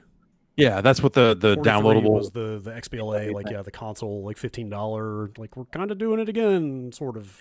Not totally. Yeah. I don't have a fucking clue what I would do with a new Battlefield game at this point. It's such a line straddling thing, right? Because it needs to be on consoles, so it needs to, you know, they can't make this hardcore sim. Not that they ever were, but like the early games were complicated enough that sometimes it read that way. But now you've got, like, if you want a hardcore sim with that setting, there are other games out there. So you just go for those instead of half-assing it with a Battlefield game that's like watered down at both ends and truly appeals to no one, I guess. Like, maybe that's the actual problem, is putting those games on consoles fucked them up. Trying to make those games more accessible in general, maybe that's what fucked them up. Sure. So I feel like Battlefield 2 was still like, I love that game, but it was at times too much for me because I was not used to playing that type of shooter in that era. Like, wasn't 2 going in the direction of like there was a commander role who oversaw everything and like gave orders and stuff like that? Like, it's a cool idea. Yeah. Like, imagine a world where Battlefield stayed a PC-only franchise and just kept going in that direction. Like, at some point, it just becomes Arma, right? At some point, those players should probably just play Arma or something. I don't know. I don't know. It feels like it just has to sit in the middle. Call of Duty got so popular that they tried to go in that direction a little bit, but also then they spun up that Medal of Honor franchise there for a bit to truly try to make a Call of Duty. That didn't work either, but it also managed to water down what they were doing with shooters over at EA, because suddenly they had Battlefield and Medal of Honor. It's just, I guess that stuff's just been a mess for a very long time. Yeah. Sounds like it. That goes for a lot of things over there, though. Yeah. At the moment. Adam from Pittsburgh. I'm a longtime Metal Gear fan, but don't have a PS4. I'm going into Death Stranding with tempered expectations because of the mixed reviews. Was wondering if anyone at the site is planning on revisiting it or playing it for the first time on PC, and what you might expect from the PC version. Mods. Yeah. I fired it up this morning. Yeah. Cheats. How's that look? Initial thoughts, yeah. Fine. Yeah. Looks fine. It's run weird. Well. It was a little hitchy. I maybe need to turn DLSS off or turn it from performance to quality, or from quality to performance, and see if that does anything. He never ran well for me. He always fell down the. All right, here we go. In your backpack. Yeah. Wait, the already? First Death Stranding cheat table for Cheat Engine is now available. Okay. What do we got? It currently does unlimited health, unlimited stamina, unlimited max stamina, Okay. and an editor that will allow you to edit your health and max health. Okay. All right, that's progress. Yeah. I just off the top of the head, I would, and this goes way beyond like cheat engine capabilities, I'm sure, but I would like to see the cargo limit on the back increased. I don't mean like stamina, like not the underlying numbers, but I mean physically how many things you can stack. Yep. Significantly increased. That's the number one thing I want to see from a cheat engine table is like I've said, stack boxes until the game crashes. Like Yes. I want the thing to always read 0. So I always want to have like full mobility, but just a stack of boxes to the fucking sky. Yes. That's on the list. I don't know, just a bunch of dumb new stuff you can carry on your back. Yeah. And I want to see what happens when people rip all the models out of that game and make them kiss. Yes. Bring them into Gary's mod. Yeah. Nah, I think people, it's either Source Filmmaker or Blender these days. Sure. All right. Death Stranding in stores now. Let's see. Download this cheat engine table. That's living. Kyle in Taiwan. I just stumbled upon reading about the NEC PCFX, and I feel like I've never heard about it. It came out after the PlayStation 1. It didn't have 3D graphics, and it looks like all the games are anime. What? Do you have any experience with this thing? There's a game called Battle Heat, which appears to be a fighting game where you fight by controlling anime video clips. What the fuck? There's also an FMV fighting game called Zen Nippon Joshi Pro Wrestling that looks amazing. Battle Heat is the only PCFX game I think I've ever played. And it sucks. Okay. There are a few games like this. I want to say there's a Dragon Ball game. That looks amazing. Basically the same concept where it's like it's a turn-based fighting game. So you're choosing what move you do, the opponent is choosing what move they do, and then it fights it out. Yeah. It rock, paper, scissors it out or whatever, and then you are played a video clip that shows you what happened. Damage is recorded, and then you choose again, like that sort of thing. So Pokemon. It's basically Pokemon. Yeah, I'd be so good at this then. Yeah. And did the PCFX have a lot of hentai? Probably. I'm not really sure. Where can I grab one of these? What? The games will run on a PC if you jump through a few hoops here and there. It's kind of a cool looking system. Like it looks like it's made to be vertical. Yeah. Like it's like a kind of a little PC tower looking thing. Yeah, it's a neat looking. It's cute. And this was full on NEC. Yep. Like straight up successor to the PC Engine and wow. Yes. Yeah. Weird. It's like, but they didn't put out a ton of games for it. Yeah, it's not a it's like it's not a great system. Full on failed system, right? Yeah, pretty much. It's 400,000 units sold. They have a Tenchi Muyo game. And a Cutie Honey game. All right. Oh, sold. It's all good PCFXs. It's like a system made in a world where the Sega CD make your own video games were the biggest thing ever. Yeah, it's a live action ladies wrestling game. Yeah. Oh my goodness. All right. Start scouring eBay. I'm gonna. I think I haven't looked in a while, but I think that stuff is just more expensive than you want it to be. Of course. Of course.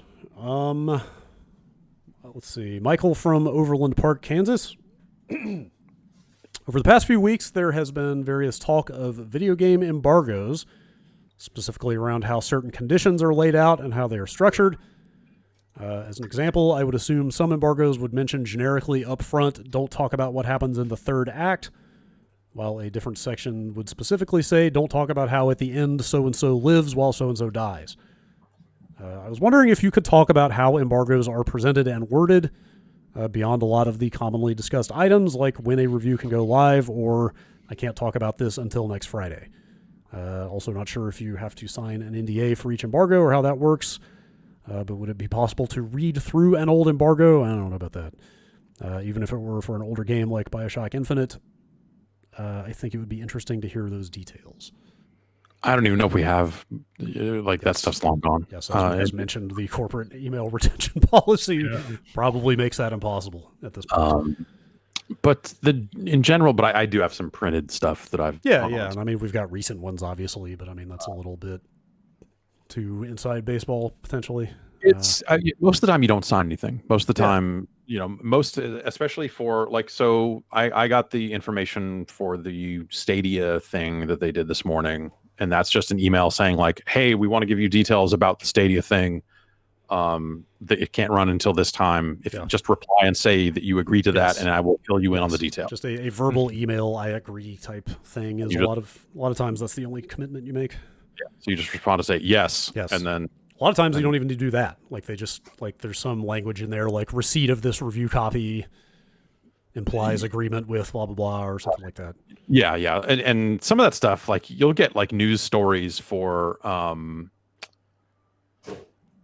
things that just I can't even remember, like just the most inconsequential things of just like these are not games we're not going to cover like this at all, and they'll send it out and be like, hey, don't talk about this until the 14th, but we're changing this part of this free-to-play game. And you just look at it and go like, I don't care enough about this embargo to break it, let alone report on it. Like, it doesn't matter. Like, okay, all right, thanks. Like, there's a lot of stuff where they'll just send you the thing, and not say and not require an agreement of any kind. Yeah. But yeah, some of that stuff, like I think the language around a lot of it, like some companies get more specific. There have been some companies that require, real signatures, and you just have to pack stuff back or scan it or whatever. Couple 3 companies that definitely love getting actual signatures on stuff. Yeah. One company has switched to like Google Forms. Yes. In recent history, for that sort of stuff that come with a bunch of check boxes where you re-acknowledge like, yes, the terms of this, I understand. And I think that's actually like a pretty decent way to do it. Yeah. I think in my memory, it's probably been about 10-ish years. I think it was kind of like halfway through the 360 that embargoes started coming with a bunch of story spoilers they didn't want you to mention. I don't think that really happened in the PS2 era so much, did it? No, I mean, there was like MGS2. Sure. There was Halo 2. Yeah, I guess there were. Yeah.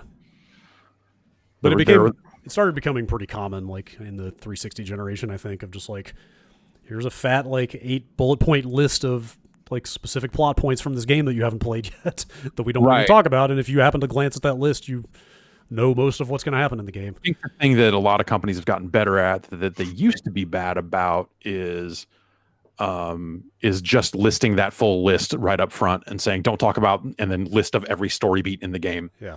And then you're like, well, fuck, I was about to play this game, and now you've gone and told me everything about everything in the game. A lot of them have gotten a lot better about obfuscating what the nature of that stuff is on the page and being general about it. So it'll be like do not talk about the fate of X as opposed to do not mention that X dies or whatever. Which is like not hey. They would not say the fate of this specific character unless something happened. So that doesn't actually help. Yes. But it's usually like, so how we would handle that is like back in the GameSpot days is like, I would receive all of that stuff and in cases where I wasn't reviewing the game. I did not send that to anyone because they didn't need those details to play the game and review it and turn in a review. And we would get the review back and then go like, oh, well, you know, I would always approach it less from the terms of like the actual embargo agreement and more from just like common sense, like, hey, like we don't want to spoil the story beats in great detail for people on any game. So generally speaking, when they spell out all these plot points, unless they're going far, far, far overboard, which a couple of games have tried to embargo things that are just like, these are key points of a game that you would mention in a review, and this is dumb. And I think there have been cases where in the past where we have just said fuck it and included things along those lines, even if it was mentioned in that document. Or if you really want to like obey the letter of the law, you just wait until the day the game comes out. Sure. And then publish a thing that says everything you want to say. Exactly. Yeah. Or you go back to them and say, hey, these terms, like now that we have played through this game and are like looking to cover it, like these terms are ridiculous. And this kind of needs to be mentioned in a review of the game for it to be a good, responsible review of the game. And I've had that go places where they're like, oh yeah, no, okay, I see what you're getting at. Like, you know, it's not coming from a place of like, we want to run strategy. And I think that's something that gets spelled out a little bit more in embargoes lately is people saying like, don't run strategy videos for the entire game on day one of release. Like, don't run videos that say, here are all the cutscenes from this video game. Yeah. Or like, hey, if you're going to live stream it starting on launch day or whenever the video streaming embargo is up, don't start with your save that's at the end of the game. Yeah. Yeah. Video restrictions have gotten a lot more rigid in the last few years. Yeah. Mm-hmm. For sure. That stuff was truly the Wild West for a long time in terms of like what you showed and all the other stuff. And those are the things they think about a lot more in terms of like, hey, don't stream the end of the game on day one, you dumbass, which I think is totally reasonable. I think there are still outlets out there that get so much like YouTube fucking play out of like, here's every fatality in Mortal Kombat. I watched a bunch of release day streams of Last of Us 2 because that game has some stuff in it that I was just curious to see people react to in real time.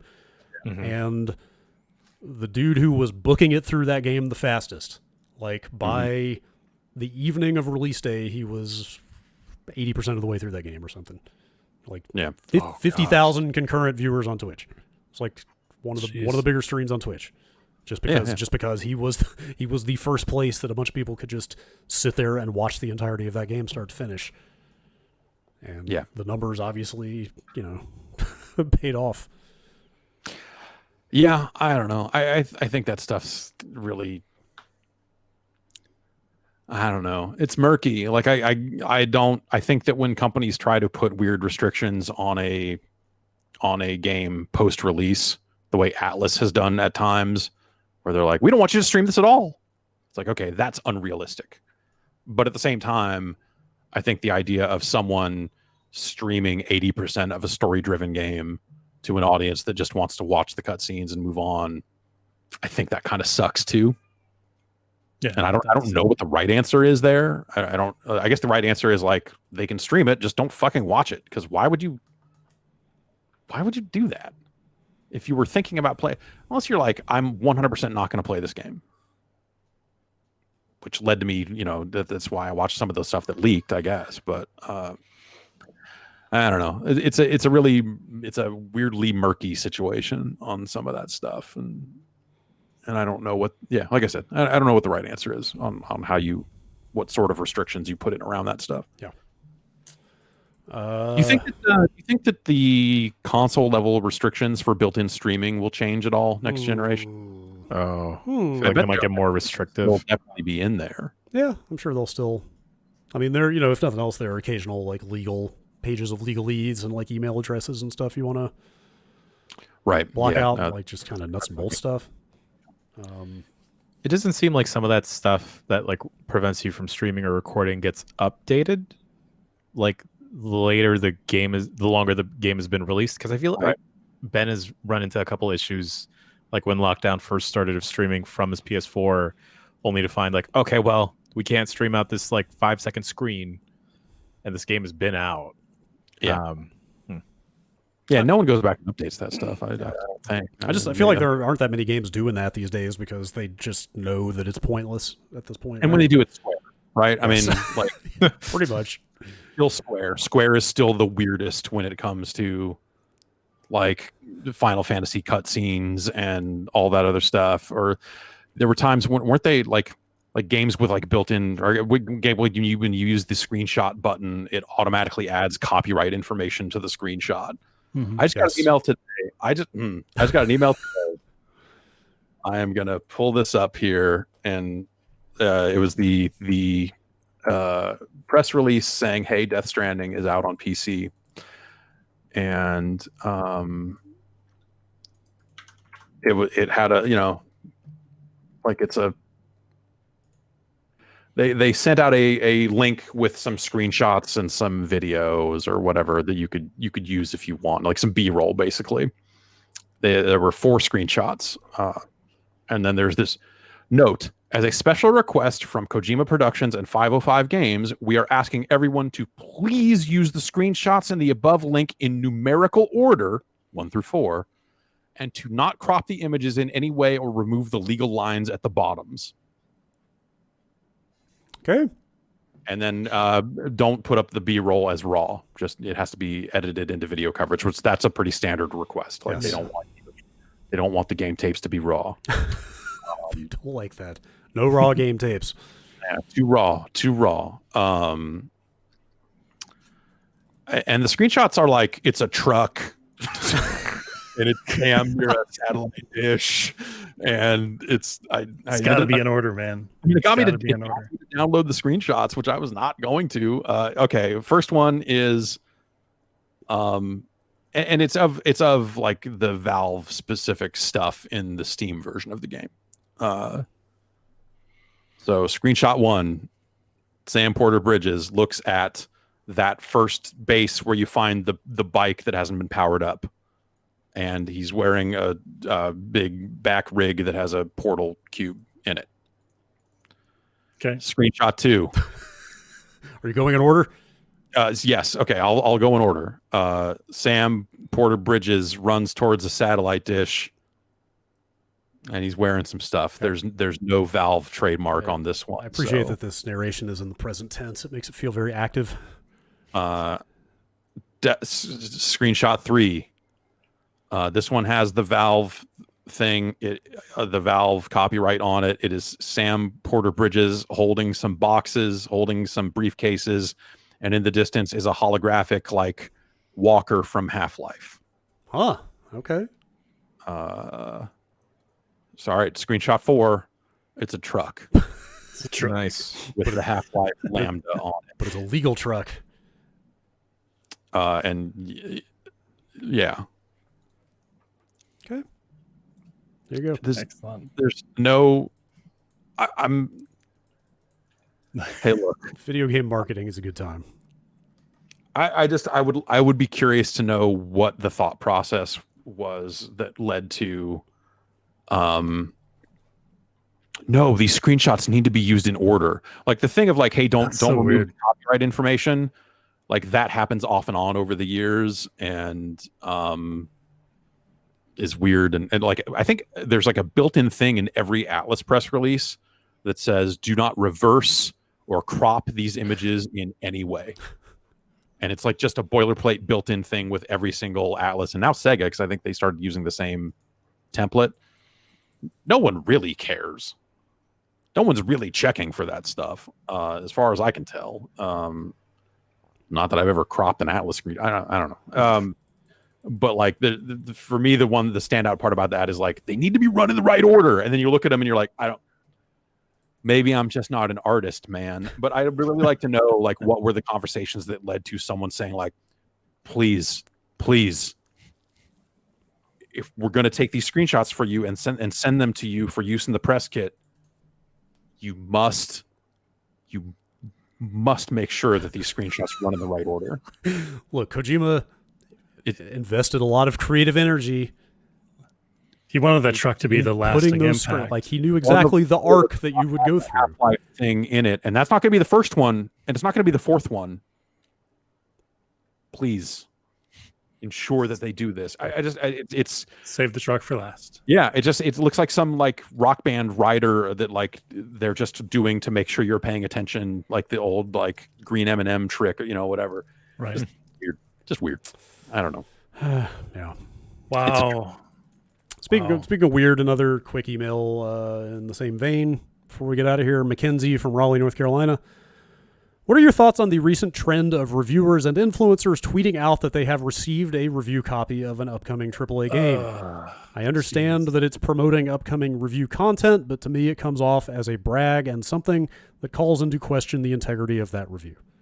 I think there's a right way to say, yes, we are planning to cover this game, and here's when we will cover it. I think getting out there and be like, oh yeah, I got the game, I think that's shitty. I think you come off like a super dick when you do stuff like that. It's screenshot of installed game or whatever. Or like a picture of like, here's me holding a controller and then the icon on the like whatever it is. I think there's just a bunch of really and the thing is like for a lot of those, that's a separate embargo. Yes. Yeah. Yes. As of this date and time, you can acknowledge that you are in possession of said game, and if all of those people tweet about the game at the exact same time, maybe it'll start trending. Yeah, basically. Also, to your point about giving your audience a heads up about when your actual coverage will hit. A lot of the time, there's value in that. But a lot of the time, you are explicitly forbidden from mentioning when that embargo is going to happen. Right. True. Yeah. They often say you cannot mention the embargo for the actual review coverage. You can only mention that you have the game. Yeah, I think that's a little weird too. But I think that like that's just to me that is more of an example of just like how blurry a lot of the lines are in terms of because a lot of games will go out to people that are like more traditional influencers and like. Are they really even going to review the game, right? Or are they just like going to put up a video about it, or what are they? I mean, fuck, man, we don't have reviews of most of those games at this point. So, I think that there's different expectations out of different people that are just doing game coverage in different ways for different reasons. Sure. So I think the influencer stuff, like that is all about like, look what I've got, right? I mean, that's that whole game. So I don't know, like it kind of is what it is. And there are more people out there kind of squarely entrenched in that sort of lane than there are now in the like publication and that's on Metacritic and we're ready to review again, like that sort of thing. Like that's the minority now, right? So probably, in some fairness to PR, the landscape has gotten a lot more complicated to navigate. Yes, for the range of people and the roles that they fill, who are going to be talking. It makes sense. Things just get more explicit. Yeah, like rather than leave it up to chance, like because that stuff used to be left up to chance, and honestly, I don't know if it's still this way, but I feel like back in the day, half the reasons embargoes would say things like "Don't mention you have a copy of the game" was specifically so that PR person didn't get phone calls from that didn't get the game going, hey, I know these people have the game. What the fuck happened here? Right. Why don't I have it? And they just don't want to have to deal with those fucking phone calls. Right. Totally. Which I get, like it's it is what it is. Yes. I've been on both sides of that too, where it's like, hey, I know like GameSpot just got like 9 copies of Call of Duty. Oh yes, I don't know what the fuck is going on. Yes, over there. I've been in that situation numerous times, and it sucks. Yeah, and everyone is always very polite when they don't return the call until it's too late. Anyway, yeah. All right, last email, real fast. It is from Tyler. I was browsing a thread on Reset Era about bad video game magazine ads and came across something I had never seen before. God, I had completely forgotten about this. A one-page spread on the Sega Saturn featuring Ice Cube. The spread features Ice Cube with a series of Saturn games like Virtua Fighter 2 and Sega Rally condensed into game spheres, as well as Saturn rings around Ice Cube's currently bald head. Yeah. Okay. Oh, yo. I'm going to toss this up for the benefit of the stream here. It also features a paragraph-long quote attributed to Ice Cube talking about how the Saturn contains $20,000 of arcade hardware and how you'll never truly understand Ice Cube. Okay. Does anyone know how? Yeah, seriously. Does anyone know how this ad came to be? How much Ice Cube was involved with it? And if the Bombcast has had any other strange, or I guess he means, do we know of any other strange celebrity endorsements for video games? It's the George Plimpton in television stuff. What? That sounds fantastic. That's pretty good. I didn't know about that one. That was pretty weird. Any idea what this is about other than like Ice Cube is hot, let's pay him money to shill for the Saturn? I want to say that there was a full campaign around celebrities and putting the Saturn rings around their heads. Oh, I think you might be right. And having quotes from them, like, because they were like creative people and they wanted to like treat the Saturn as like that type of thing. I'm guessing it's just that. And I'm guessing they wrote him a quote and said something. Does this sound like something you would say? Sure. And he changed some words on it and said, yeah. Ice Cubed it up. Yeah. Now I'm trying to find any other celebrities that may have been involved with this. I think what other? When I looked up that ad, I saw one other. Yeah. Where? I'm not sure who this was. Anyway, it's an ad for Saturn. Sub Pop for sure. No. Yeah, that's pretty crazy. Yeah, that's cool. Yeah, because all the ads were called Head for Saturn. So right. Saturn rings were around. But all the ones I'm seeing are just, it's either Ice Cube or this lady. This is bald lady, yeah. Yes, the bald. Yeah. Yes, who is the bald lady? Oh, it's Ione Skye. I was going to say it was Ione Skye. I literally just Googled her and I was like, it can't be right. That's not who that is. I'm not going to say that. And it fucking totally was. Damn it. Ione Skye says, labels are tired. The 90s were a magical time. Yes, one way of putting it. For Saturn magazine ads. Yes. Yeah. All right. That's all I got for emails for this week. Bombcast@bomb.com. I have a confession to make. What's that? Until about 5 minutes ago, I had no idea what I was going to call this episode of the podcast. Mm-hmm. I've got one idea now. Headed for Saturn. You want me to? Well, that's not bad, actually. Okay, I guess I have two. Okay. Maybe that's... The only one I wrote down so far is save the truck for last. Okay. No, that's pretty good. What do you think? Should I allow the cast of the podcast to name the podcast? You mentioned save the truck for last. That's good. Yeah. Reminds me of Save the Last Dance. Is that better than Head for Saturn? You're probably right. Okay. Save the truck for last. All right. Well, now that I have a title figured out, we can end this podcast. Obviously, no after show this week with Ben out, but Jeff. I'm gonna stream for a bit. Yeah. I'm gonna fill that slot. I'll hang out and take questions, chat, and maybe try out this Death Stranding cheat engine. Sure. See what happens. Sounds like a good thing. And if you get bored of that, you can play some of Ice Cube's Virtua Fighter 2. Yeah. Oh, great. Yeah. I love tune into to my stuff. I saw credits on Dragon's Dogma yesterday. Whoa, there we go. Yeah. Shit. But I'm apparently only halfway done with the game. Oh, it's one of those, huh? I guess so. Yes. Great. Shit. All right. Well, we wish you luck with all of that stuff. Godspeed in your endeavors. Everyone, stay safe and sane. Wear your masks. Thanks for listening. We'll see you next week. Bye.